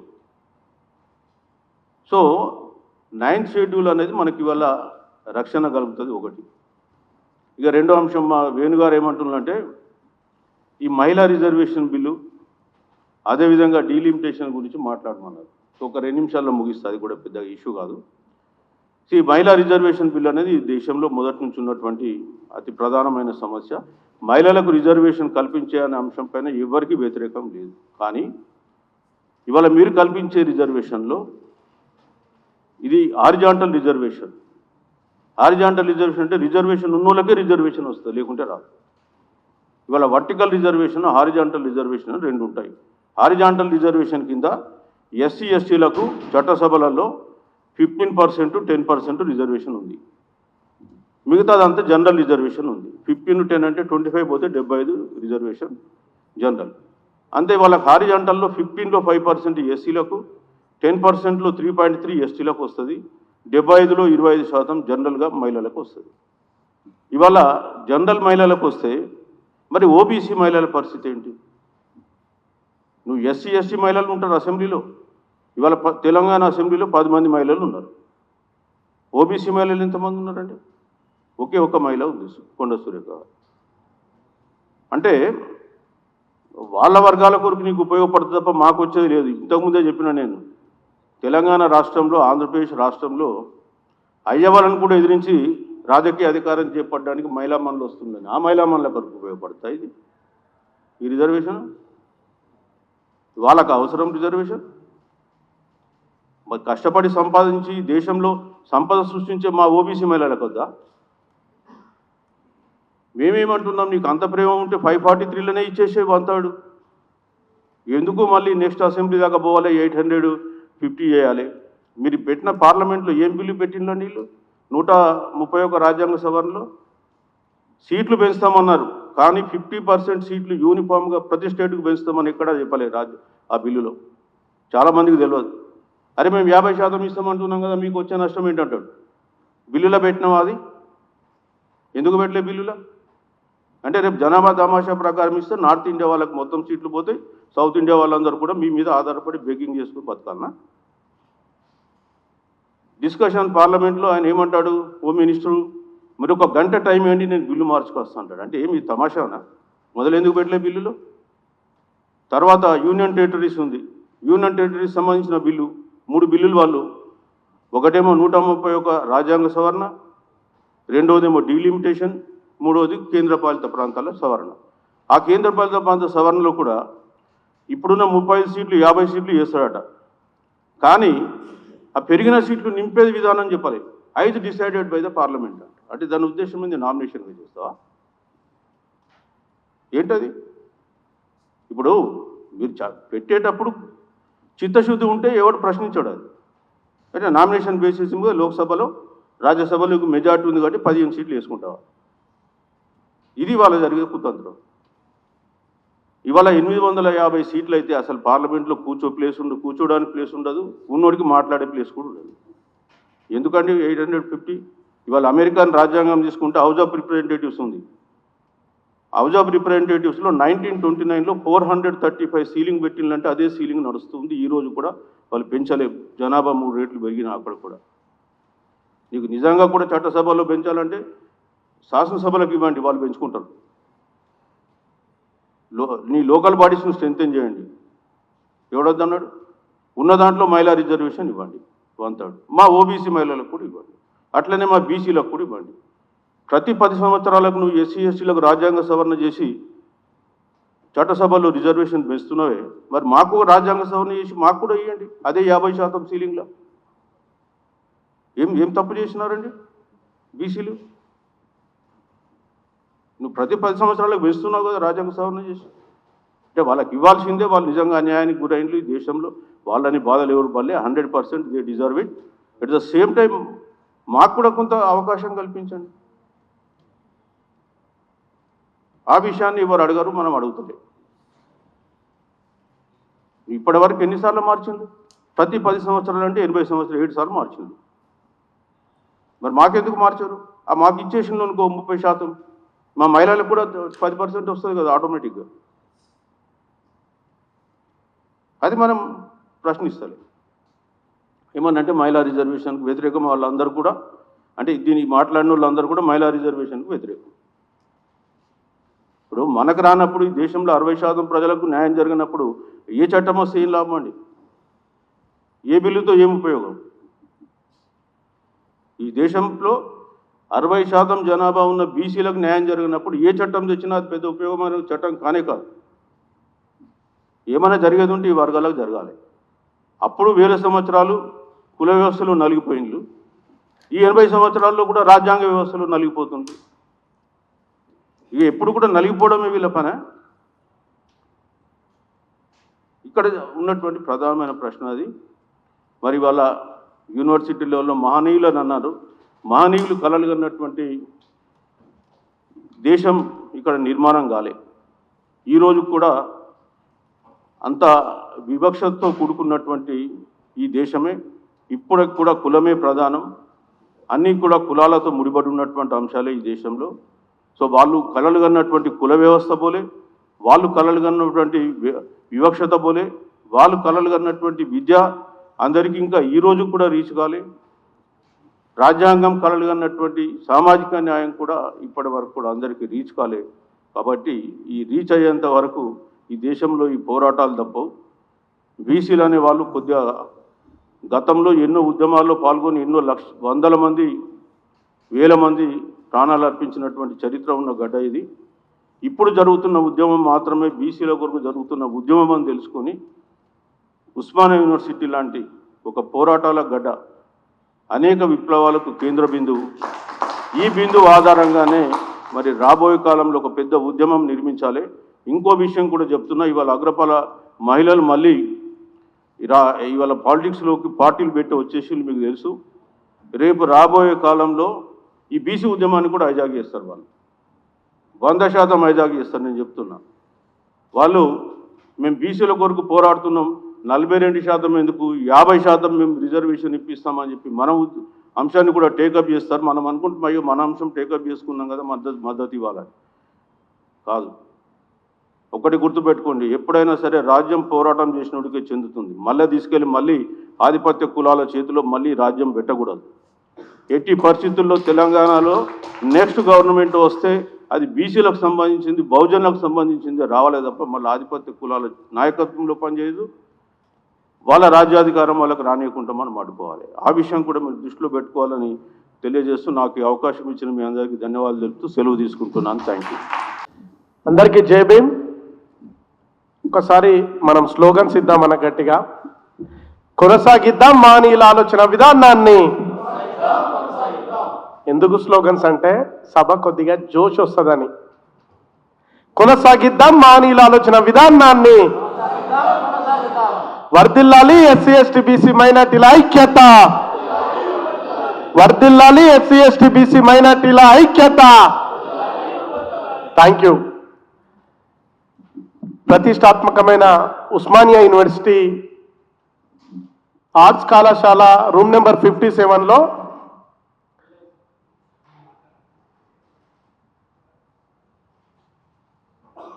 వెనుకబడిన కులాల సమాఖ్య బీసీఎఫ్, అదేవిధంగా BC intellectuals forum, DBSA, 42% BC reservation పోరాట సమితి, అదేవిధంగా పీడిఎస్, జార్జిరెడ్డి, సబ్బండ శక్తి, బీసీ జేఏసీ, తెలంగాణ విద్యార్థి నిరుద్యోగ జేఏసీ, అదేవిధంగా వివిధ విద్యార్థి సంఘాల సమక్షంలో ఈ ఉస్మానియా యూనివర్సిటీలో ఈ కార్యక్రమానికి ముఖ్య అతిథులుగా డాక్టర్ చిరంజీవి సార్ మాట్లాడి వెళ్ళిపోయారు. ఈ వేదిక మీద జస్టిస్ చంద్రకుమార్ సారు వేదిక మీద ఉన్నారు. అదేవిధంగా రాముల్ సారు, అదేవిధంగా మన రామ్ షెపర్డ్ సారు బీసీ ఉద్యమాలను భుజాల మీద వేసుకొని నడిపిస్తున్నటువంటి ప్రొఫెసర్లు, మేధావులు ఉన్నారు. మహిళలు కూడా ఏమాత్రం మేము తక్కువ కాదు, మన అస్తిత్వాన్ని మన ఆత్మగౌరవాన్ని వినిపిస్తామని చెప్పినటువంటి సబ్బండ శక్తి వ్యవస్థాపకురాలు అయినటువంటి దాసోజు లలితక్క లాంటి వాళ్ళు, అదేవిధంగా ఉస్మానియా యూనివర్సిటీ విద్యార్థి నాయకత్వం ఈరోజు ఎస్సీ ఎస్టీ బీసీ మైనార్టీ విద్యార్థి నాయకత్వం మొత్తం కూడా మన పెద్దలు చంద్రకుమార్ సార్ ఉన్నారు సార్, అదేవిధంగా రాముల్ సార్ ఉన్నారు, అదేవిధంగా మన రామ్ షెపర్డ్ సార్ ఉన్నారు. ముఖ్యంగా ఏంటంటే సార్, ఈ సభ ఉద్దేశం ఏంటి అంటే సార్, మాట్లాడటానికి మీరు పెద్దలు ఉన్నారు కాబట్టి కేవలం సభ యొక్క లక్ష్యాలను మాత్రమే నేను వివరిస్తా. ఈ సభ అంటే చాలా మంది ఏమనుకుంటారంటే ఈరోజు కేవలం ఇది ఒక్కరోజు సభ పెట్టి వెళ్ళిపోవడం కాదు, ఇది ఒక చరిత్రను స్మరించుకోవడానికి మాత్రమే కాదు, ఒక కొత్త చరిత్రను సృష్టించడానికి ఈ కార్యక్రమం ఉపయోగపడుతుందని సందర్భంగా తెలియజేస్తున్నాను. ఇది కేవలం జయంతి ఉత్సవం కాదు, మహనీయుల వారసత్వాన్ని, వారి ఆశయాలను భవిష్యత్తు తరాలకు స్ఫూర్తిగా అందించేందుకు మనం తీసుకున్న చైతన్యవంతమైనటువంటి నిర్ణయం అని ఈ సందర్భంగా గుర్తు చేస్తున్నాం. 100% ఉన్నటువంటి మనం హక్కుల్ని అడుక్కుంటున్నాం. హక్కుల్ని అడుక్కోవడం కాదు, మనమందరం ఏకమైతే రాజ్యం సాధ్యమవుతుందనేటువంటి విషయాన్ని ఈ సభలో చర్చించుకోవడం కోసం ఈ సభ నిర్వహిస్తున్నాం అనేటువంటి విషయాన్ని ఈ సందర్భంగా తెలుసుకుంటున్నాం.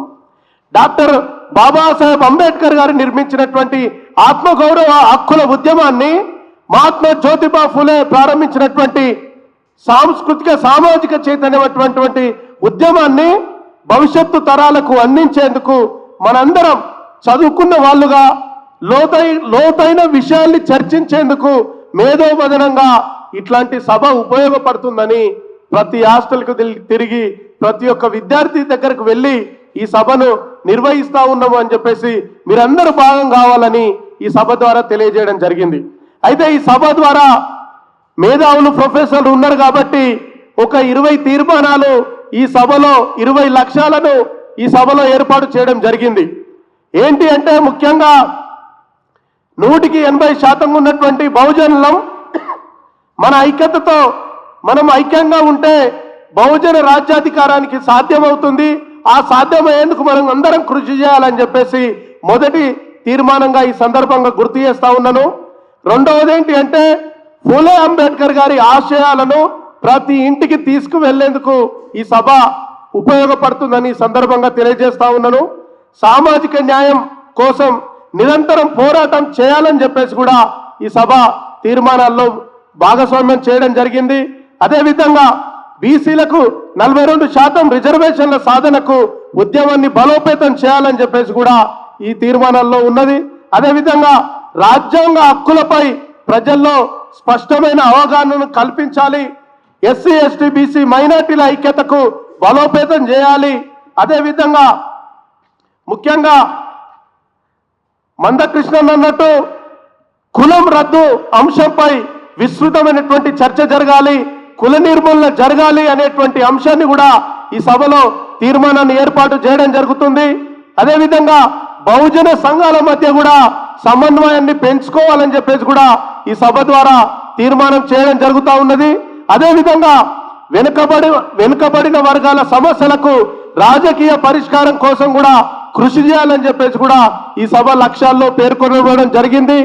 అదేవిధంగా బహుజనులు విద్య, ఉద్యోగ, ఆర్థిక, రాజకీయ రంగాలలో ముందుండేందుకు మనం ఎట్లాంటి కార్యాచరణ తీసుకుంటే బాగుంటుందో ఆ లక్ష్యాల దిశగా మనం ప్రయాణించాలని చెప్పేసి కూడా ఈ సందర్భంగా తెలియజేస్తా ఉన్నాము. చివరగా మానవీయుల చరిత్రను విద్యార్థులకు, యువతకు చేరవేసే స్ఫూర్తితో ఇట్లాంటి మానవీయుల జయంతోత్సవ కార్యక్రమాలు ప్రతి ఊరున, ప్రతి వాడన, ప్రతి విశ్వవిద్యాలయంలో ఏప్రిల్ నెల అంటే ఏప్రిల్ ఫూల్ నెల కాదు, ఏప్రిల్ పవర్ఫుల్ నెల, మానవీయుల నెల అనేటువంటి విషయాన్ని అందరికీ చేరవేసేందుకు ముందుకు తీసుకెళ్ళాలి. అదేవిధంగా బహుజనుల యొక్క స్వాభిమానం, ఆత్మగౌరవాన్ని పెంపొందించేటువంటి విధంగా ఉండాలి. అదేవిధంగా ప్రజల్లో రాజకీయ చైతన్యాన్ని కూడా కలిగించేందుకు ఈ సభల్లో ఇట్లాంటి సభలు ముందుకు తీసుకువెళ్తాయని సందర్భంగా తెలియజేస్తూ ఈ అంశాల మీద ప్రొఫెసర్లు జస్టిస్ చంద్రకుమార్ సార్ లాంటి వాళ్ళు వచ్చారు కాబట్టి ఇట్లాంటి అంశాల మీద ఈ సభలో చర్చించాలని చెప్పేసి ఈ సందర్భంగా తెలియజేస్తూ నాకు ఈ అవకాశం ఇచ్చినటువంటి మిత్రులకు హృదయపూర్వకంగా జై భీమ్ తెలియజేస్తూ ముగిస్తా ఉన్నాను. Thank you. జై భీమ్. మహనీయులకు వందనము, మహజనులందరి వందనము, బీద సాదల వందనము, మా దిన బాంధవుల వందనము, బీద సాదల వందనము, మా దిన బాంధవుల వందనము, పేరు పేరున వందనము, మహానుభావులకు వందనము, మహనీయులకు వందనము, మహజనులందరి వందనము, బీద సాదల వందనము, మా దిన బాంధవుల వందనము, చదువుల తల్లికి వందనము, సావిత్రిబాయికి వందనము, మహనీయులకు వందనము, మహజనులందరి వందనము, బీద సాదల వందనము, మా దిన బాంధవుల వందనము, మహాత్మా పూలకు వందనము, బాబాసాహెబ్కు వందనము, కాంశీరాముకు వందనము, మహనీయులకు వందనము, మహాజనులందరి వందనము, బీద సాదల వందనము, మా దిన బాంధవుల వందనము, పేరు పేరున వందనము, మహానుభావులకు వందనము, మహనీయులకు వందనము, మహాజనులందరి వందనము, బీద సాదల వందనము, మా దీన బాంధవుల వందనము. ఈ వేదికకు ఆహ్వానించినటువంటి DBSA నుండి జంగిల్ దర్శనన్న గారు, మహాజనగలం సబ్బండ కులాల గుండె గొంతుకగా ఈ కార్యక్రమంలో పాల్గొనే అవకాశం ఇచ్చినందుకు ప్రత్యేకంగా జైబీని తెలియజేస్తున్నాం. మరి నిరంతరం మహనీయుల కోసం ఇక్కడ నిర్వహిస్తున్నటువంటి ప్రతి సంఘం, అందులో ముఖ్యంగా DBSA అన్ని వర్గాలను కలుపుకునే మహాశక్తివంతమైనటువంటి పాత్ర యూనివర్సిటీలో తెలంగాణలో వహిస్తుంది. అన్ని సమస్యల మీద అన్ని విషయాల్లో చేస్తుంది. ప్రత్యేకంగా అందరికి కూడా జైబీని తెలియజేస్తూ జస్టిస్ చంద్రకుమార్ సార్, అదేవిధంగా దాసోజు లలితక్క గారు, అదేవిధంగా దర్శన శేఖరన్న గారు, ప్రతి ఒక్కరికి కూడా మదన్న గారు జైబీని తెలియజేస్తూ కాలం కాటేసిన కరుమబులే గమ్మిన లోకం వెలివేసిన మనువై వెంటాడిన కష్టాల్లో నలిగిన కన్నీళ్ళే మిగిలిన పట్టుదలతోని ప్రతిభకు అక్షరాల పదును పెట్టి చదవరా చదవరా చదవరా ఓ సోదరా, చదివితే చరిత్రంత నీదేరా, చదవరా చదవరా ఓ సోదరా, చదివితే చరిత్రంత నీదేరా. రాజకీయ చదరంగంలోన రౌడిగా నిన్ను మార్చిరా, రారాజు వంటి పొగుడి కడకు కాటు వేసిరా, వెన్నుపోటు తెలుసుకో నిన్ను కన్నోళ్ళను తలుసుకో, వెన్నుపోటు తెలుసుకో నిన్ను కన్నోళ్ళను తలుసుకో. మరి ఇప్పుడు కొత్త కొత్త రాజకీయ పార్టీలు వస్తున్నాయి తెలంగాణలో. ఈ మధ్యలో కొత్త కొత్త పార్టీలు వస్తున్నాయి. దొరలు పోతే దొరసాన్లు వస్తారు, గట్టిగా సపోర్ట్లు కొట్టాలి. భలే గుంది రాజకీయ డ్రామా, వీళ్ళ నమ్మనే నమ్మొద్దురా ఒరే రామా, భలే గుంది రాజకీయ డ్రామా. 10 ఏళ్ళు దోసుకుంది దాచుకుంది ఎవరు, 10 ఏళ్ళు దోసుకుంది దాచుకుంది ఎవరు అనేది తెలంగాణ సమాధానం తెలుసు. మళ్ళీ ఒక కొంగ చెరువు మీద వాళ్తాడు నేను చేపలు తినడానికి. కాబట్టి ఈ రాజకీయాలను గ్రహించాలి. మహనీయులను స్మరించుకోవడం అంటే మన ఆత్మగౌరవాన్ని, హక్కులను, రాజ్యాధికారం వైపు మనం ముందుకు పోవడం అనేది తెలియజేస్తున్నాం. సర్దార్ సర్వాయి పాపన గౌడు ఆనాడు ఒక మాట వాళ్ళ తల్లి అంటే, అమ్మాయి బతుకు బతుకలేనమ్మా, రాజునై రాజ్యాన్ని పాలిస్తానమ్మా, బానిస బంధాలు తెంచేదా, మన బహుజనులకు ప్రేమ వంచేదా, నిమ్మ జాతుల్లో జ్యోతినై వెలిగించి గడిలో కాన్ని చీల్చేదనమ్మా, అమ్మాయి బతుకు బతుకలేనమ్మా, రాజునై రాజ్యాన్ని పాలిస్తానమ్మా. అప్పుడు తన తల్లి అంటది, సర్దార్ సర్వాయి పాపన గౌడు తల్లి, వద్దురా ఓ కొడుక బాబయ్య, నాకున్న దిక్కును ఒక్కనివేనయ్యా, ఎటు వెళ్ళని ఒట్టు పెట్టు, మన కుల వృత్తిని చేతవట్టు, పొడుసేటి పొద్దల్లని చూసుకున్నా, గుండె గూడుగా చేసి నీవు దాసుకున్నా.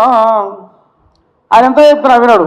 ఉడుము తీరు గోలే ఊపిరి బిగబట్టి అరచేత ప్రాణంతో ఆకాశాన వాకి, గొలకు గీత పెట్టి ఇడువలొట్టిని గట్టి కార చెమటల్లోన కాటమే ఎగుముక్కి, తాళ్ళెక్కితేమిచ్చేనమ్మా తాళ్ళెక్కితేమొచ్చేనమ్మా, కళ్ళుకి సమ్మితేమిచ్చిరమ్మా, పస్తు నుంచి మనల తొడదారులయ్యి శిస్తు గుంజే తెరల మస్తి వదలాదిస్తానమ్మా, అమ్మాయి బతుకు బతకలేనమ్మా, రాజునై రాజ్యాన్ని పాలిస్తానమ్మా, బానిస సంఖ్యలు తెంచేదా, చాల్ మన బహుజనులకు ప్రేమ వంచేదా, నిమ్న జాతుల్లో జ్యోతినై వెలిగి చీకటిలో కాన్ని చీల్చేదనమ్మా, అమ్మాయి బతుకు బతకలేనమ్మా, రాజునై రాజ్యాన్ని పాలిస్తానమ్మా, మరి 100% మంది ఉన్నటువంటి బీసీ ఎస్సీ ఎస్టీ మైనార్టీ అగ్రవర్ణ పేదలు ఈ తెలంగాణలో 193% మంది ఉన్నారు.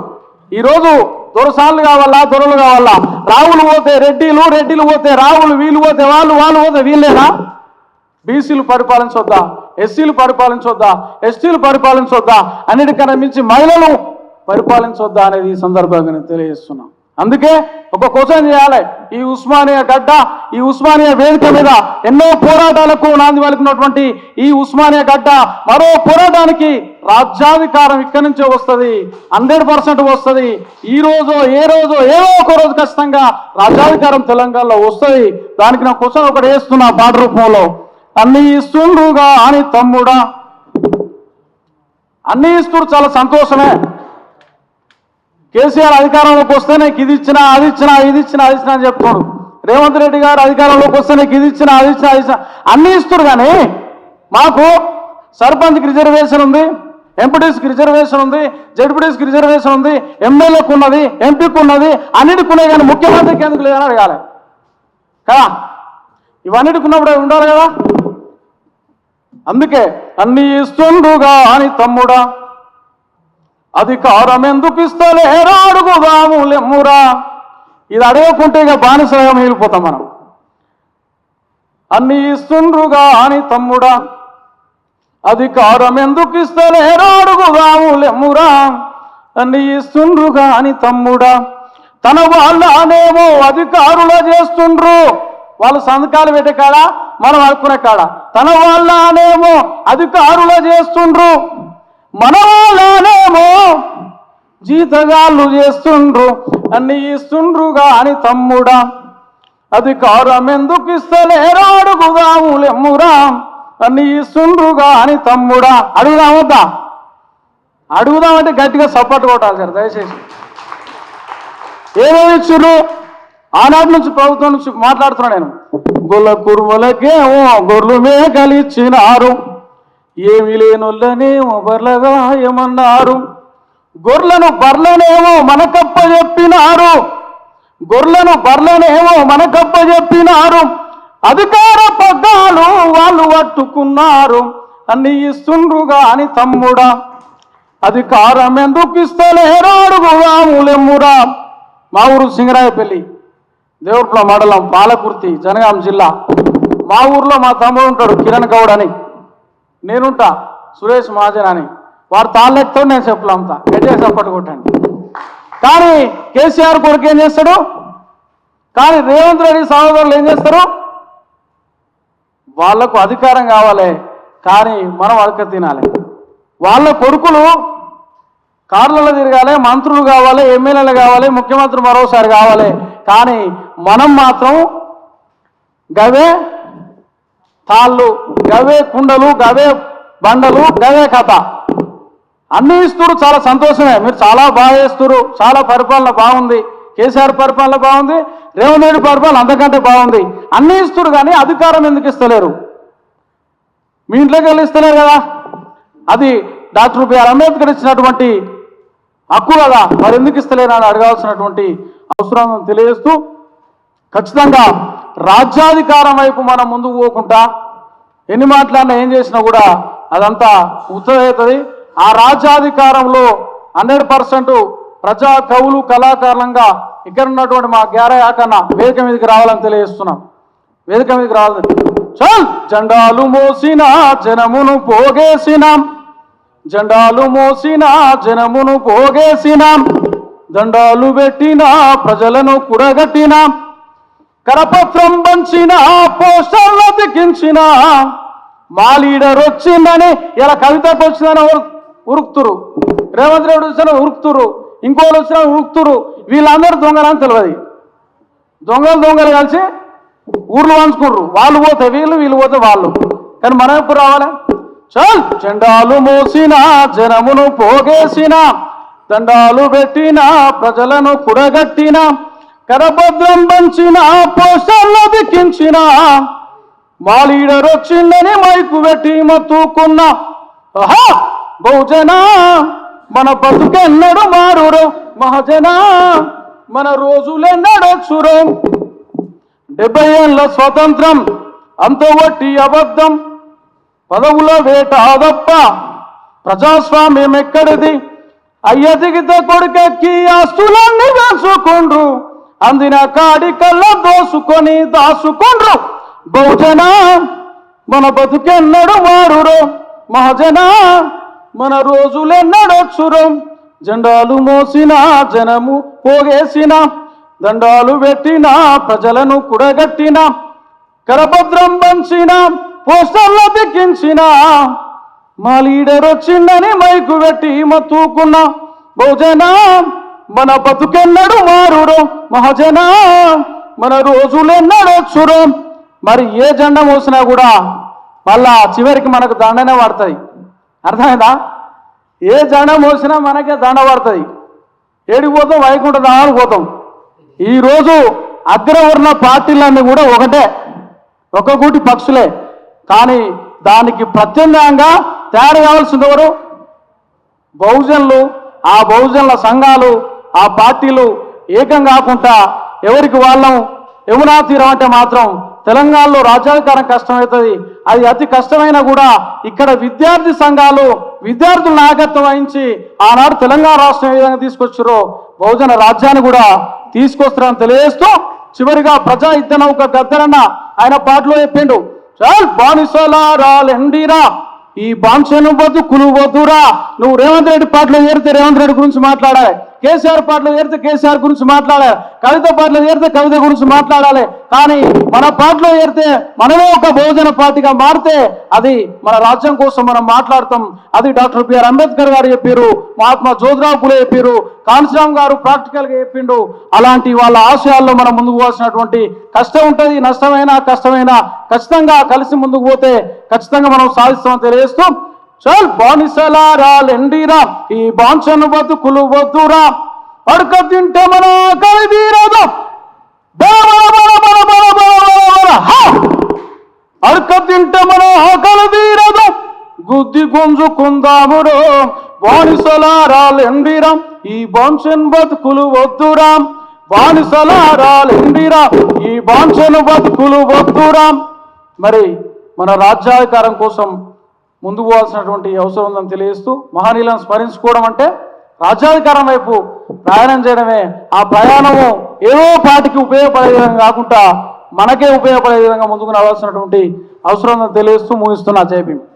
భారతరత్న బాబాసాహెబ్ అంబేద్కర్ గారు అదేవిధంగా బాబు జగ్జీవన్ రామ్ గారు ఇంకా ఎంతోమంది మహనీయులు పుట్టినటువంటి ఈ ఏప్రిల్ నెలలో మహనీయుల జయంతి ఉత్సవాలను ఆర్ట్స్ కాలేజీలో నిర్వహించడంలో ముఖ్య ఉద్దేశం ఏమిటంటే ఫస్ట్ ఆఫ్ ఆల్ మనం రాజ్యంలోకి రావాలంటే ఈ దేశంలో ఉన్నటువంటి 100% ఉన్నటువంటి బీసీ ఎస్సీ ఎస్టీ ఆదివాసీ మైనారిటీలు అంటే చాలామంది అనుకుంటారు ఎక్కడో పరిచయ నుంచి వచ్చిన మైనారిటీలు అనుకుంటారు. చాలామంది మైనారిటీలు ఈ దేశంలో మన మూలవాసులే మతం మార్చుకున్నటువంటి వాళ్ళంతా మన రక్తమే మన వాళ్ళే అనేటువంటి విషయాన్ని గుర్తుపెట్టుకోవాలి. కాబట్టి బీసీ ఎస్సీ ఎస్టీ ఆదివాసీ మైనారిటీ ఈ మూలవాసులందరూ కూడా ఐక్యమైతేనే మనకు రాజ్యం వస్తుంది. కాబట్టి పూలే జయంతి ఉత్సవాలు బీసీలు, అంబేద్కర్ జయంతి ఉత్సవాలు ఎస్సీలు, కొమరం భీం గారి యొక్క జయంతులు ఆదివాసీలు, లేదంటే జాకీర్ హుస్సేన్ ఇట్లాంటి ఎవరికి వాళ్ళు చేసుకునేటువంటి పరిస్థితి కాకుండా మహనీయుల జయంతి ఉత్సవాలు అనేటువంటి పేరుతో ప్రతి పల్లెలో ఊరు వాడ విభజనను చెదరగొట్టి ప్రతి పల్లెను కూడా ఒక గ్రామ స్వయం పరిపాలనా విభాగంగా తయారు చేసుకొని పల్లె మారితేనే ఢిల్లీ మారుతుంది అనేటువంటి ఉద్దేశంతో ఇక్కడ నుంచి సందేశం పంపించాలనేటువంటి ఉద్దేశం ఒకటి. రెండవది ఏదైతే బీసీ ఉద్యమం ఉందో 100కి 56 నుంచి 60% ఉన్నటువంటి బీసీలు ఈరోజు ఈ ప్రజాస్వామ్య దేశం అని చెప్పుకుంటున్నటువంటి భారతదేశంలో ఈనాటికి కూడా ఇప్పుడు మాట్లాడుతున్న రోజుకు కూడా రాజ్యాంగపరమైనటువంటి హక్కులను పొందనటువంటి పరిస్థితి. 60% ప్రజలు హక్కులు పొందినటువంటి దేశం అది ఎట్లా ప్రజాస్వామ్య దేశం అవుతుందని మనం ప్రశ్నించడానికే మనం ఇక్కడ నుంచి మొదలుపెట్టినాం. మా విద్యార్థులకు రేపటి తరం విద్యార్థులకు ఎంత అన్యాయం జరుగుతుందో తెలియజేయడం కోసం మనం ఇక్కడ పెట్టడం జరిగింది.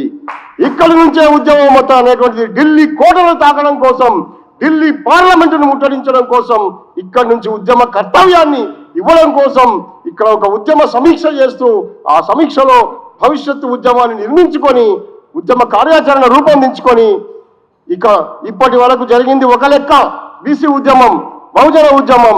ఇక్కడి నుంచి జరగబోయేటువంటి ఉస్మానియా గడ్డ మీద నుంచి సమరశంఖం ఊదుతూ ఇక్కడ నుంచి చేసేటువంటి రేపటి నుంచి జరగబోయేటువంటి బహుజన బీసీ ఉద్యమం ఒక లెక్క అని సంకేతం ఇవ్వడం కోసం ఇక్కడ ఏర్పాటు చేసినామని పెద్దలకు ముఖ్యంగా తెలియజేయడం జరుగుతున్నది.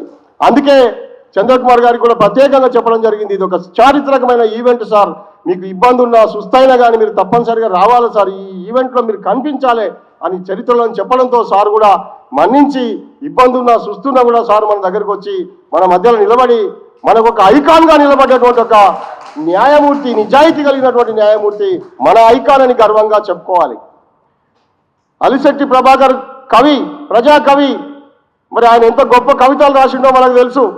ఒక బీసీ బిడ్డగా, పద్మశాలి బిడ్డగా పుట్టి ఆయన గొప్ప అక్షర యుద్ధం చేసి ఈ తెలంగాణ రాష్ట్రంలో ఉమ్మడి ఆంధ్రప్రదేశ్లో ప్రజా యుద్ధానికి, ప్రజా ఉద్యమానికి తన అక్షరాలను ఆయుధాలుగా అందించినటువంటి గొప్ప ప్రజాకవి, మహాకవి అలిశెట్టి ప్రభాకర్ గారి కుమారుడు సంగ్రామ్ గారు ఈ సభలో మనకు కూర్చోవడం అనేటువంటిది మనకు చాలా సంతోషం. మరో నవతరం అలిశెట్టి ప్రభాకర్ మనకి కనిపిస్తున్నాడు సంగ్రామ్ లోపలని. ఆ అలిశెట్టి ప్రభాకర్ గారి యొక్క గొప్ప సాంస్కృతిక వారోత్సవాలను కూడా మనం తయారు చేయాలి. ఈరోజు మనం ఇక్కడే మన పెద్దలు డాక్టర్ విజయభాస్కర్ గారు ఉన్నారు, మన డాక్టర్ ఎస్వి సత్యనారాయణ గారి యొక్క తమ్ముడు ఆయన స్వయంగా, వారు వేముల నారాయణ గారు, వీళ్ళందరూ కూడా మేము సాంస్కృతిక బాధ్యత తీసుకొని మహాజన రచయితల సమాఖ్య ఏర్పాటు చేసి ఈ బీసీ ఉద్యమానికి, మహాజన ఉద్యమానికి మేము తోడుంటామని వారు కూడా రచయితలందరూ ఇక్కడికి రావడం ఒక శుభ సూచకమని తెలియజేస్తున్నాం. అంతేకాకుండా మహిళల యొక్క బిల్లులో ఒక మోసం చేస్తూ కేవలం రెడ్డమ్మలు, కమ్మమ్మలు లేదంటే ఎలమమ్మలు మాత్రమే రాజ్యం ఏలేటందుకోసం మన బీసీ మహిళలకు రిజర్వేషన్ ఇవ్వకుండా ఉండేటందుకోసం చేస్తున్న కుట్రను మహిళా బిల్లులో సబ్ కోటా రావాలనేటువంటి విషయాన్ని తెలియజేయడం కోసం ఎంతో మంది మన మహిళా మనులు ఈరోజు చైతన్యమై ముందుకు వస్తున్నారు. రేపు అతి త్వరలోనే ఒక గొప్ప మహిళా సదస్సు ఏర్పాటు చేసి మన మహిళలను చైతన్యం చేసి రాజ్యాధికారం దిశగా వాళ్ళు కూడా ఎమ్మెల్యేలుగా, ఎంపీలుగా నిలబడేటట్లు తయారు చేసే ఉద్దేశంతోనే ఈ సమావేశానికి వాళ్ళందరూ కూడా కంకణం కట్టుకొని కర్తవ్యోన్ముఖులు ఇక్కడికి వచ్చినందుకు వారికి కూడా ప్రత్యేకంగా అభివందనాలు తెలియజేసుకుంటూ, మరి ఈ సందర్భంగా మరీ ముఖ్యంగా మనం మాటలు చెప్పుడు కాదు, ఒక కార్యాచరణలో ముందుకు పోయేటందుకోసం ఇప్పటి వరకు ప్రజలను అందరూ మోసం చేసిండ్రు, అందరూ అన్యాయం చేసిండ్రు, విశ్వాసాన్ని కోల్పోయారు. కాబట్టి మనం ప్రజా విశ్వాసాన్ని కల్పించేటందుకోసమే ఒక గొప్ప అన్ని కులాల యొక్క సమాహారంతో బీసీలు, ఎస్సీలు, ఎస్టీలు, బీసీల 42% ఉద్యమానికి ఎస్సీలు మొత్తం కూడా ఈరోజు మద్దతు తెలుపుతున్నటువంటి పరిస్థితి, ఎస్సీల యొక్క వర్గీకరణ ఉద్యమానికి బీసీలు మద్దతు తెలుపుతున్నటువంటి పరిస్థితి. ఈరోజు ఆదివాసీలు, ఈ మూలవాసులు, ఈ దేశ బిడ్డలకు ఈరోజు భూమి లేకుండా ఈ దేశం నుంచి, భూముల నుంచి బేదఖలు చేసి ఎల్లగొడుతున్నారు.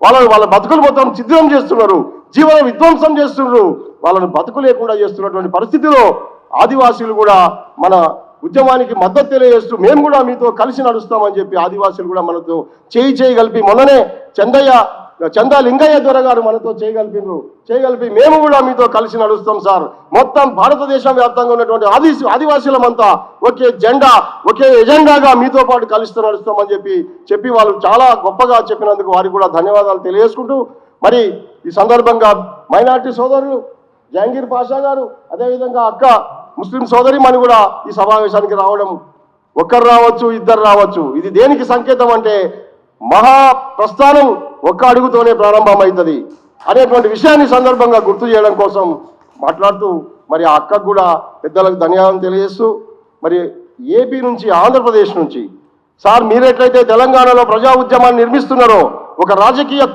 దృక్పథాన్ని ప్రజలకు తెలియజేస్తూ ఒక రాజకీయ పార్టీ నిర్మాణానికి మీరు ఎంత కష్టపడుతున్నారో మేము కూడా మీతో పాటు ఆంధ్రప్రదేశ్ కూడా మీతో కలుస్తామని చెప్పి చేయి కలుపుతామని, మనమంతా ఒకటే, దేశవ్యాప్తంగా మనం అందరం బీసీ, ఎస్సీ, ఎస్టీలు ఏకమైతే తప్ప ఈ పార్లమెంటు మరి రాజ్యాన్ని అందుకోలేమని చెప్పి మరి పెద్దలు రంగనాయకులు గౌడ్ గారు మరి ఆంధ్రప్రదేశ్ నుంచి ప్రత్యేకంగా సార్ ప్లీజ్ సార్ ప్రత్యేకంగా మన ఉద్యమానికి మద్దతు తెలియజేస్తూ సార్ అంత దూరం నుంచి ఇక్కడికి రావడం జరిగింది, గిద్దలూరు నుంచి. మరి పెద్దలు వెంకటేశ్వరమ్మ గారు మహిళా ఉద్యమానికి, బీసీ మహిళా ఉద్యమానికి నాయకత్వం వహిస్తూ మరి మేము కూడా సగం ఉద్యమంలో సగభాగం మేము ఉన్నామని తెలియజేస్తూ వారు కూడా మరి ప్రత్యేకించి మన ఉద్యమానికి మద్దతు తెలియజేస్తూ రావడం అనేటువంటి చాలా సంతోషకరమైన విషయం. ఖచ్చితంగా మీకు మేము కూడా ఆంధ్రప్రదేశ్కు తోడు ఉంటాం, మేము మీతో నడుస్తామని చెప్పి తెలియజేస్తూ మరి మహిళా ఉద్యమంలో ప్రధానంగా మరి అక్క పుష్పలత అక్క మీకు తెలుసు, అక్క దాదాపు 60 సంవత్సరాలకు దగ్గరకు వచ్చింది అక్క. అయినా మరి తమ యొక్క ఆశయం కోసం లక్ష్యం కోసం మరి 200 కిలోమీటర్లు పాదయాత్ర చేసి ముదిరాజుల యొక్క హక్కుల కోసం అని చెప్పేసి నిలబడి ఆమె ప్రత్యేకించి పాదయాత్ర చేస్తే అమ్మ ముదిరాజుల హక్కుల కోసమే కాదు మొత్తం బహుజనుల హక్కుల కోసం కూడా నువ్వు నిలబడాలి, కలబడాలి, నువ్వు ప్రత్యేకించి ఉద్యమంలో ముందుండాలని పిలిస్తే అక్క ఈ సమావేశానికి రావడం ప్రత్యేకంగా వారికి కూడా ధన్యవాదాలు తెలియజేస్తున్నాను. మరి సీతామహాలక్ష్మి గారు కూడా మహిళా ఉద్యమంలో అన్న నేను మీకు తోడుంటా, బీసీ ఉద్యమం బీసీ ఫెడరేషన్ ఏర్పాటు చేసినప్పుడు నేను కూడా మహిళా ఉద్యమంగా నీకు తోడుంటా అని చెప్పి అక్క మరి సీతామహాలక్ష్మి అక్క కూడా ప్రత్యేకించి ఉద్యమానికి మనకు సహకరించి ఆమె రాష్ట్ర అధ్యక్షురాలుగా బాధ్యత తీసుకున్నారు. త్వరలోనే మహిళా ఉద్యమాన్ని నిర్మిస్తామని తెలియజేస్తూ పెద్దలు జస్టిస్ చంద్రకుమార్ గారు సార్ మాట్లాడే కంటే ముందు అలిశెట్టి ప్రభాకర్ గారి కుమారుడు సంగ్రామ్ గారు తమ యొక్క కవిత వినిపించాల్సిందిగా కోరుతున్నాను. Thank you. ముందుగా జస్టిస్ చంద్రకుమార్ గారు అంత పెద్దవారు ఉన్నప్పటికీ నాకు ఈ అవకాశం ఇచ్చారు. సో టైం ఎక్కువ తీసుకోకుండా క్లుప్తంగా తక్కువ వ్యవధిలో మాట్లాడి ముగిస్తాను. కవితలు అదే ఫస్ట్ కవితలే కానీ ఇప్పుడు మనం ముందుగా జై పూలే జై అంబేద్కర్, ఇంకా ఇట్లా చాలామంది బీసీ బిడ్డలు ఉన్నారు, మహాకవులు రచయితలు, ఇంకా చాలామంది కూడా గుర్తింపు వచ్చే రాబోయే రోజు అనుకుంటున్నాను నేను. అయితే ఎప్పుడో కాకుండా 2028లో 28-29 కానీ ఆ ప్రాంతంలోనే మన రాజ్యాధికారం మనం తెచ్చుకోగలుగుతాం. కరెక్ట్గా చిరంజీవి గారు ఐఏఎస్ రిటైర్డ్ చిరంజీవి సార్ గారు కానీ జస్టిస్ చంద్రకుమార్ లాంటి వాళ్ళు ముందు ఉండి మనల్ని ప్రోత్సహిస్తే కానీ ఖచ్చితంగా మనకి 2028లో మన రాజ్యాధికారం మనం ఏర్పరచుకుంటాం అని ఖచ్చితంగా భావిస్తున్నాను. నాన్న కవిత్వ రాసినవన్నీ కూడా బడుగు బలహీన వర్గాల మీదనే రాసిన కవితలు. రిక్షా యాసం అని ఒక చిన్న కవిత చెప్తాను. ఎముకలా వీడు ఎవరికిచ్చేసాడో మాంసాన్ని, ఏనుగులా వాడు ఎందుకు పుట్టాడో భూమి మీద, వీడేమో ఈడుస్తూ వాడ ఒళ్ళు బరువైనందుకు ఒగరుస్తూ, ఒక ఎముకే మాంసం ముద్దను మోస్తున్నంత వింత అని రాసిన కవిత. ఇక్కడ ఎముక ఎవరంటే మనం బీసీలు ఎస్సీ ఎస్టీ బిడ్డలు. ఒళ్ళు బరువైనందుకంటే అది ఎవరైనా అనుకోవచ్చు.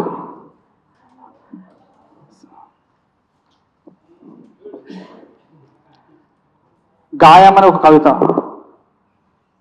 ఎర్రని గాయాన్ని గాయంగా మాత్రం పరిగణించేందుకు వీలు లేదు, అదొక ప్రమాద సూచిక ప్రారంభ సంచిక అని రాసినారు కవిత. సో ఇది మన బీసీ ఉద్యమానికి చాలా కవితలు ఉన్నాయి ఇట్లా. సో చాలా ఉపయోగపడతాయని అనుకుంటున్నా. ఇంకా రాబోయే రోజుల్లో ఇట్లాంటి కవితలు చాలా, ఇలాంటి మీటింగ్స్ బీసీ మీటింగ్స్లో కానీ మనల్ని ఉత్తేజపరిచే మీటింగ్స్లో చెప్తాను. సో ఇప్పుడు చాలామంది ఉన్నారు కాబట్టి టైం చాలా ఎక్కువ అయిపోతుంది నేను మాట్లాడుతుంటే. సో అందరికి అవకాశం రావాలి కాబట్టి థ్యాంక్ యూ సో మచ్. అవకాశం వచ్చిన మన చెన్నారాముల గారికి కొలిమి సలాములు. ఇవాళ ఉస్మానియా యూనివర్సిటీలో మహనీయురాన్లను స్మరించుకుంటున్నందుకు చాలా సంతోషంగా ఉంది. ఇదే పోయినసారి ఎల్బీ నగర్ స్వకుల శాలీ భవన్లో కూడా స్మరించుకోవడం జరిగింది మహనీయులను. ఈ ఏడు ఉస్మానియా విశ్వవిద్యాలయంలో జరపడం బాగుంది. వేదిక నిర్వాహకులు తమ్ముడు డాక్టర్ అవ్వారు వేణు, చెన్నరాములన్న, దర్శన్, ఇంకా కాసర్ల మధు, రాజేశ్వరరావు, ఇంకా తదితరులు అనేక మంది పాల్గొంటున్నారు. వేదిక ముందు అనేక మంది సోదరులు ఉన్నారు, అమ్మలు ఉన్నారు, అక్కలు ఉన్నారు. వేదిక మీద ఉన్న సోదరులు లేకపోతే పేరు పేరును చెప్పిన కొంతమంది మగవాళ్ళ పేర్లు చెప్తారు, ఆడవాళ్ళ పేర్లు చెప్పరు. ఆ కల్చర్ని మధ్య కొంత పోరాడి పోరాడి పోరాడి ఇవాళ ఒకరో ఇద్దరో వేదిక మీద కూర్చోబెట్టుకోగలిగి మాట్లాడించుకోగలిగినటువంటి పోరాటమే ఇంకా కూడా కొనసాగుతుంది, కొనసాగాలి కూడా. మొన్న ధర్నా చౌక్లో ఈటల రాజేందర్ అన్న మాట్లాడుతుంటే చాలామంది సమూహంలో ఉన్న అందరి పేర్లు చెప్పిండ్రు. ఒక్కరో ఇద్దరో నలుగురో ఆడపిల్లలు ఉంటే పేర్లు చెప్తలేరు. ఇది అలవాటుగా మారిపోతున్న సందర్భాన్ని రాజేందర్ అన్న నువ్వు ఆగు, ముందు మా పేర్లు చెప్పడం నేర్చుకొని మీరు మాట్లాడండి అని అట్లా అది బ్రతిమిలాడడమా సవాలా నాకే అర్థం కాని స్థితిలో నుంచి ఇక పోరాటమే అనిపించింది. ఇక వేదిక మీద నా తల్లులు, అక్కలు, అమ్మలు దూర రాష్ట్రం నుంచి, నాకు తెలుసు ఈ రాష్ట్రం నుంచి ఇంకొక రాష్ట్రానికి ప్రయాణం చేస్తే ఎంత వ్యయ ప్రయాసాలు ఉంటాయో, అలసట ఉంటుందో నాకు తెలుసు. నేను కూడా దక్షిణ భారతదేశంలో కొన్ని చోట్లకు తిరుగుతున్నా కనుక అక్కకి పేరు తెలియదు, కానీ అమ్మకి అక్కకి స్వాగతం. అట్లాగే అధ్యాపకులు, పెద్దలు, మా పాట యాకన్న, తర్వాత ఇక అందరూ పేరు పేరున పెద్దలు అందరూ ఉన్నారు వేదిక మీద. ఇక వేదిక ముందు కూడా వేదిక మీద కూర్చోగలిగినటువంటి పెద్దలు ఉన్నారు వేదిక ముందు కూడా. ఇద్దరు మీడియా సోదరులు, అందులో దిలీప్ కూడా. ఇక 33% రిజర్వేషన్ మేము కోరడం లేదు. ఆ 33% ఉమెన్ రిజర్వేషన్లో మేము లేము. బీసీ మహిళల ఉపకోట చేర్చనే లేదు. ఇది దాదాపుగా రాష్ట్రానికి స్వతంత్రం సిద్ధించి 80 సంవత్సరాలు కావచ్చిన ఒక 40 ఏళ్ల పోరాటంలో కూడా సాధ్యం కాని బిల్లు. మహిళలు చదువుకోవద్దు, మహిళలు చదువు వినొద్దు, మహిళలకు తెలివి రావద్దు, ఒంటిట్లనే ఉండాలి, 9 నెలల పిండాన్ని మోస్తాం, కంఠం పెంచుతాం, ఇట్లా మహనీయులను తయారు చేస్తాం, జడ్జీలను తయారు చేస్తాం, అధ్యాపకులను తయారు చేస్తాం, ఇట్లా యాక్టివిస్టులను ఉద్యమకారులను తయారు చేసేది కూడా తల్లులే. ఇంత తయారు చేసి గోరుముద్ద కానించి వానికి మాడకంటి అయ్యే మాడకంటితే ఇగో ఈ రంధ్రం పడుతుంది, లోపల మాడ పోతుంది, తల్లి ఒడుపుగా మాడకంటుతుంది, తల్లి ఒడుపుగా మాడకంటుతుంది, కాళ్ళు చేతులు రాస్తుంది, యాష్ట లేకుండా విరామం లేకుండా మూత్రం మలమూత్రాదులు కూడా బిడ్డకు శుభ్రం చేస్తుంది. వీడు ఎదుగుతూ ఎదుగుతూ అమ్మకేం తెలియదు అంటాడు. అయితే అదేంది నువ్వేం కష్టం చేస్తున్నావు అని అయ్య మాట్లాడతాడు. ఇక ఆ నుంచి పోరాడి పోరాడి సరే ఎంతో కొంత బస్సు, ఇక మా తరం, నేనైతే మొదటి తరమే మా ఊళ్ళో అయినా మా కుటుంబాలలోనైనా మొదటి తరం విద్యార్థినిని నేను. ఇక ఆ నుంచి బస్ పేరు మా మేనత్తలు ఈతరాక బాయిల పడి చచ్చిపోయారట. ఇక ఆ తర్వాత చదువు బస్సు పేరు ఒకవేళ అత్తగారింటికి ఇస్తే యాష్టగోనో లేకపోతే ఎట్లనో బస్ పేరు రావాలని, ఉత్తరం రావాలని, ఇట్లా నా తరం కొద్దో గొప్ప చదువులు చదువుకొని ఓ అయ్య చేతిలో పెడితే మాకు ఇంటి పేర్లు కష్టమే, తల్లిగారింటి పేర్లు కష్టమే, అత్తగారు ఇంటి పేర్లు కూడా మాకు కష్టమే. ఇక అక్కడి నుంచి మా పుట్టుకే యుద్ధం, మా పుట్టుకనే యుద్ధం, మా బతుకే యుద్ధం. ఇవాళ అగ్ర కులాల చేతులలో కూడా మహారాణులను పల్లకీల మోయడం కోసం మా బహుజన మహిళల గొంతు కోస్తున్నటువంటి బహుజన నాయకులను ఇవాళ ఏం మాట్లాడాలో మాకు అర్థం కాని స్థితి. మహనీయులు చెప్పినటువంటి పరంపరలో 185% కూటికి లేని వాళ్ళల్లా 85లో సగం మేమున్నాం మహిళలు. మరి మా తరపున పోరాటం చేయాలి కదా. మాకు కాకుండా కమ్మ మహిళలకు అవార్డులు ఇస్తారు, మాకు కాకుండా రెడ్డి మహిళలకు అవార్డు ఇస్తారు, పక్కన ఊసబెట్టుకుంటారు వాళ్ళను. మేమెందుకు పనికి రావట్లేం? మా శ్రమ ఎందుకు మీకు వెగుటు అనిపిస్తుంది? మా శారీరక శ్రమ, మా శారీరక మానసిక శ్రమ కళ్ళాలలో వనికొచ్చింది, వృత్తి కులాలలో వనికొచ్చింది. ఏం మైల బట్టలు పిండి, మురికి బట్టలను, మైల బట్టలను పిండి మీకు తెల్లగా బట్టలు వేసినందుక, ఇస్త్రీ చేసి మీకు బట్టలు దొరికినందుక మేము మళ్ళీ గడియలలో వెళ్ళి సాకలు దాన్నమ్మో అని గుల్ల పట్టుకొని ఉండాలనా? బొడ్డు కోసి, కాంతి వేసి, బొడ్డు కోసి పేరు పెట్టిన మంగళి మంత్రసానికి రాజ్యం వద్దా? నేత బట్టలను తయారు చేసేటప్పుడు మగవాళ్ళ ఎంత శ్రమ ఉంటుందో అంతకు రెండింతలు బట్ట తయారీలో పద్మశాలి తల్లికి అంత శ్రమ ఉంటుంది. పత్తి ఉడకాలి, బియ్యం పొయ్యాలి, షిట్టెలు లడీలు చేయాలి, కండెలు పట్టాలి, ఆసు పోయాలి, అచ్చతకాలి, అల్లు దాపాలి, మగ్గం మీదకి వస్తుంది. ఈమె ఈ శ్రమ అంతా చేస్తూనే భర్త కొండి పెడుతుంది, పిల్లల కొండి పెడుతుంది, అత్తమావ కొండి పెడుతుంది.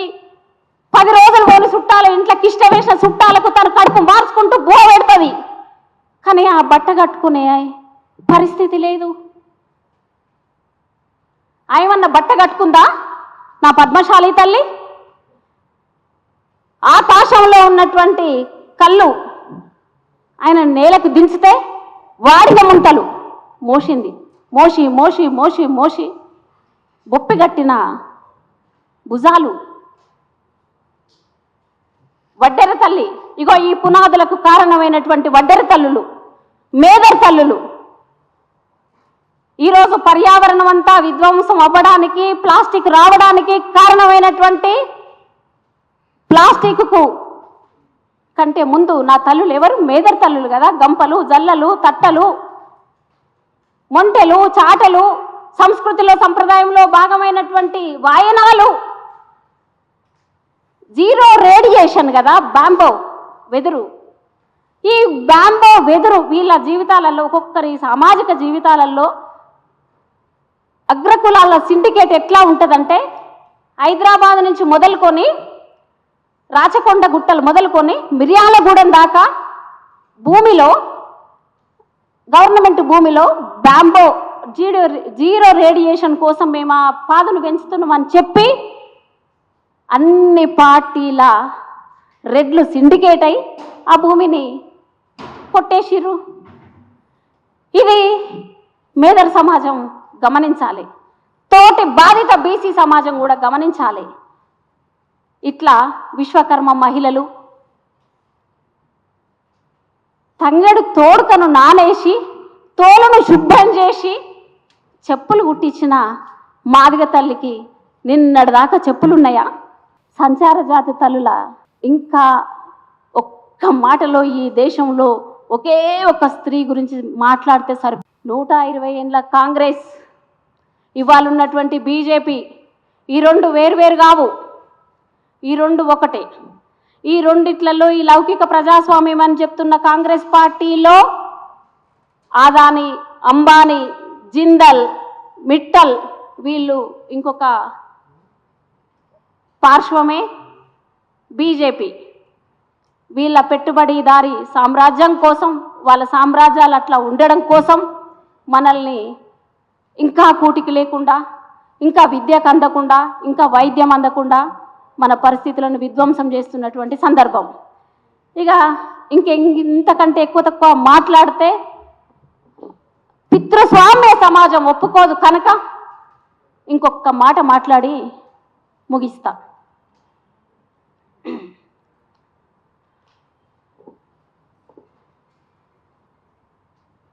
పార్టీ పెట్టడాన్ని అందరం స్వాగతిస్తాం, కానీ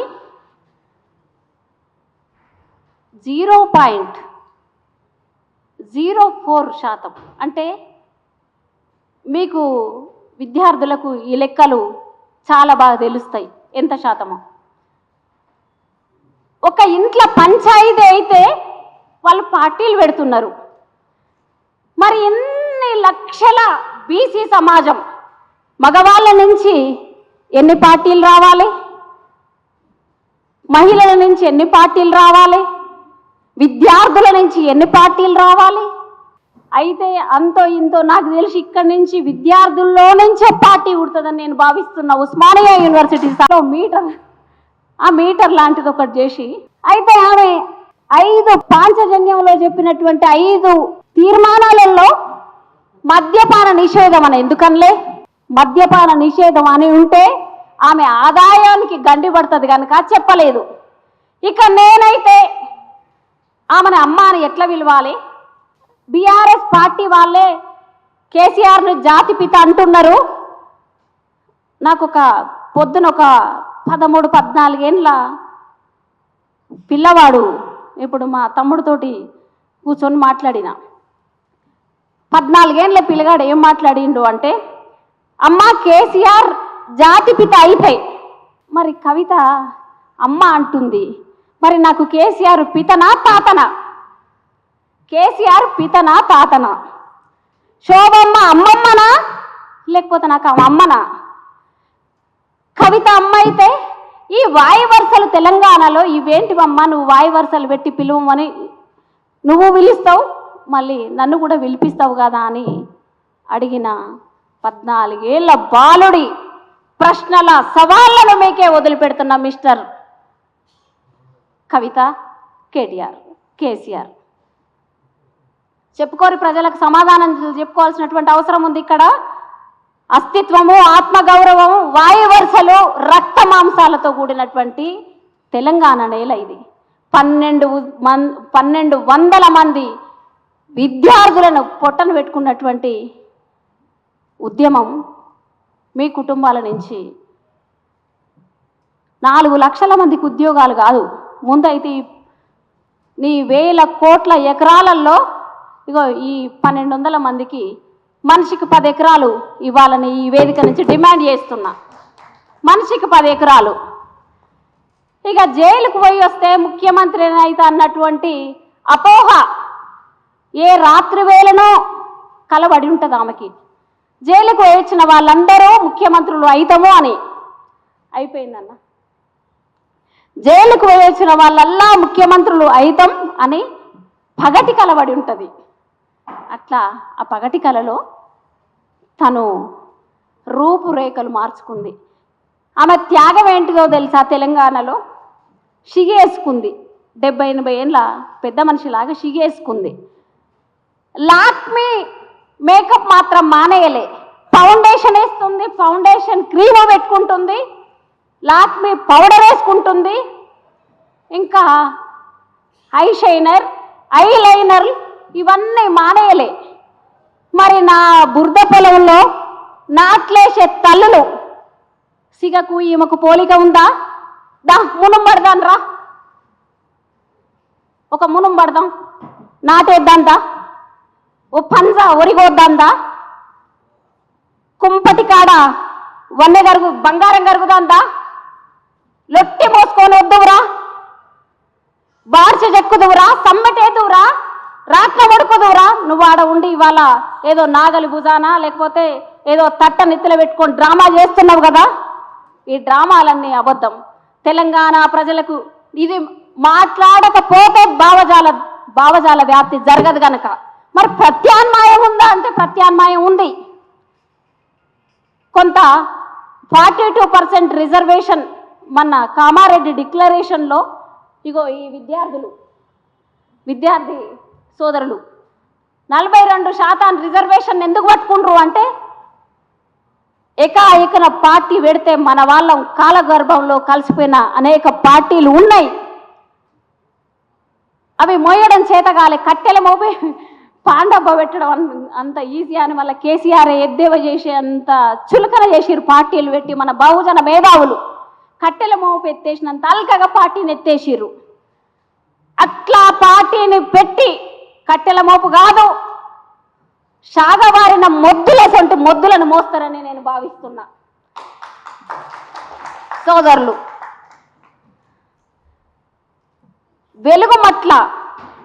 వెలుగుమట్ల అరే ఎప్పుడు కూలిస్తే ఎప్పుడు పోయింది ఆడికి? అంతమంది పోలీసులు, అంత మెత్తగా పరుపులేసుకుంది. దొరసాని తత్వం ఇది, పరుపులేసుకోవడం దొరసాని తత్వం. ఈపునొకటి, ఈ పక్కకొకటి, ఈ రెండు కింద ఒకటి, ఇక సీటు కిందనైతే ఎన్ని పరుపులు ఉన్నాయో అన్ని పరుపులు వేసుకొని నువ్వు ప్రజలకు ఉద్యమం చేసేది, మీరా ఉద్యమం చేసేది? వెలుగుమట్ల నిజ నిర్ధారణ కమిటీ ఎంత మోసం!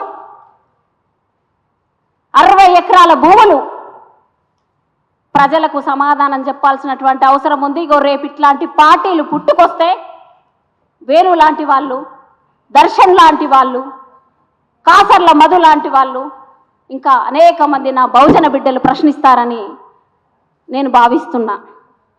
కుమ్మరిగట్టు బాధితులు, నిందితులు ఇంతవరకు నిందితులకు శిక్ష పడలేదు. 2 నెలల పసిపాప. రాజ్యం ఎంత కలిసికట్టుగా ఉందో అర్థమవుతుంది కదా. రాజ్యం చాలా కలిసికట్టుగా ఉంది. లేనిది మన ప్రజలం కాదు, ఉంది. అందరికీ భావజాలం ఉంది, అందరికీ ఐడియాలజీ ఉంది, అందరికీ ఆత్మగౌరవం ఉంది. ఎందుకో మనకు భావావేశం పొంగి మనము మూకుమ్మడిగా ఒకరోజు వేదికల మీదకి, ఒకరోజు రోడ్ల మీదకి రావాల్సినటువంటి ఆవశ్యకత ఉంది. ఇక అన్న అయిపోయింది. మేమెంతో మాకంత వాటా అని తెలంగాణ సబ్బండ శక్తి ప్రత్యామ్నాయం లేకుండా నేను మాట్లాడదలుచుకోలేదు. కొంతమందికి లైవ్ తీసుకొని వాళ్ళ వాల్ పోస్టర్లు వాళ్ళ ప్రోగ్రాంకి సంబంధించినవి అంటుపెట్టిన, కొందరికి జెండాలు అంటే నా సోదరులు మాకేమన్నా, మా జాతికి ఏమన్నా మేలు జరుగుతుందేమో అని చెప్పి కొంతకాలం అటు, కొంతకాలం ఇటు, అటు ఎక్కడా నిలకడలేని నాయకుల వల్ల మా కాలం వృధా అయిపోయింది. కనుక కాలయాపన కాలం వృధా చేయదలుచుకోలేదు. మా ఇచ్చిన పాలు మంచివి, ప్రజల్ని మోసం చేయకుండా తాగిన తల్లి పాల రుణం తీర్చుకోవాలి అంటే తెలంగాణ సబ్బండ శక్తి అని నేను ఒక మోటు పేరు పెట్టుకొని, ఎందుకంటే నేను ప్రజల్లో ఉన్నా, నేను వృత్తుల కానించి వచ్చిన కనుక నేను వృత్తుల సమాజాన్ని సమాయత్నం చేసుకొని బహుజన సమూహాలతో కలిసి ప్రయాణం చేయదలుచుకున్నా. మేమెంతో మాకంత వాటా, ఓట్లు మనయే, సీట్లు మనయే అనే నినాదంతో పని చేయాలనుకుంటున్న సోదర సోదరీమణులందరూ కలిసి రావాలని కోరుకుంటున్నా. అగ్ర కులాల వైపు పనిచేస్తే అది మీ ఒక్క కుటుంబమే బాగుపడుతుంది. అట్లా కాకుండా బహుజనుల వైపు పనిచేస్తే మొత్తం వ్యవస్థ బాగుపడుతుంది.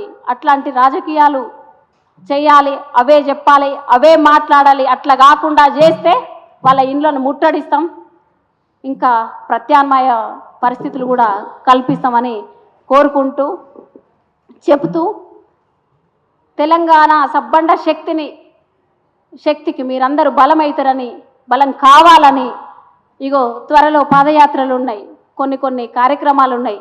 అక్కలందరూ పేరు పేరున కలిసి రావాలని కోరుకుంటున్నాం. ఇప్పుడే ధిక్కార స్వరం, భాస్వరం గొంతు నా సోదరుడు, ఆత్మీయ సోదరుడు నలిగంటి శరత్, మేమిద్దరం కవల పిల్లలమని తల్లులు. ప్రజల్లో నుంచి పేర్లు రావాలి. తల్లి అని పిలిచినా, చెల్లి అని పిలిచినా ప్రజల నుంచి రావాలి తప్ప తెలంగాణ ఉద్యమం అనంతరం ప్రజాకవి అట. ఎవరిచ్చిరా ప్రజాకవి పేరు? ప్రజాకవి అని వాళ్ళే పెట్టుకుంటుండ్రు. ప్రజా వాగ్గేయకారులు. అట్లా కాకుండా ప్రజల నుంచి పేర్లు రావాలి. మారోజు వీరన్నకు, బెల్లి లలితక్కకు ఇట్లా పేర్లు వచ్చినాయి, అవి అట్లా రావాలని కోరుకుంటూ ఈ అవకాశం ఇచ్చినటువంటి నా సోదరులందరికీ పేరు పేరున కొలిమి సలాములు తెలియజేస్తున్నా. జై తెలంగాణ, జై సామాజిక తెలంగాణ.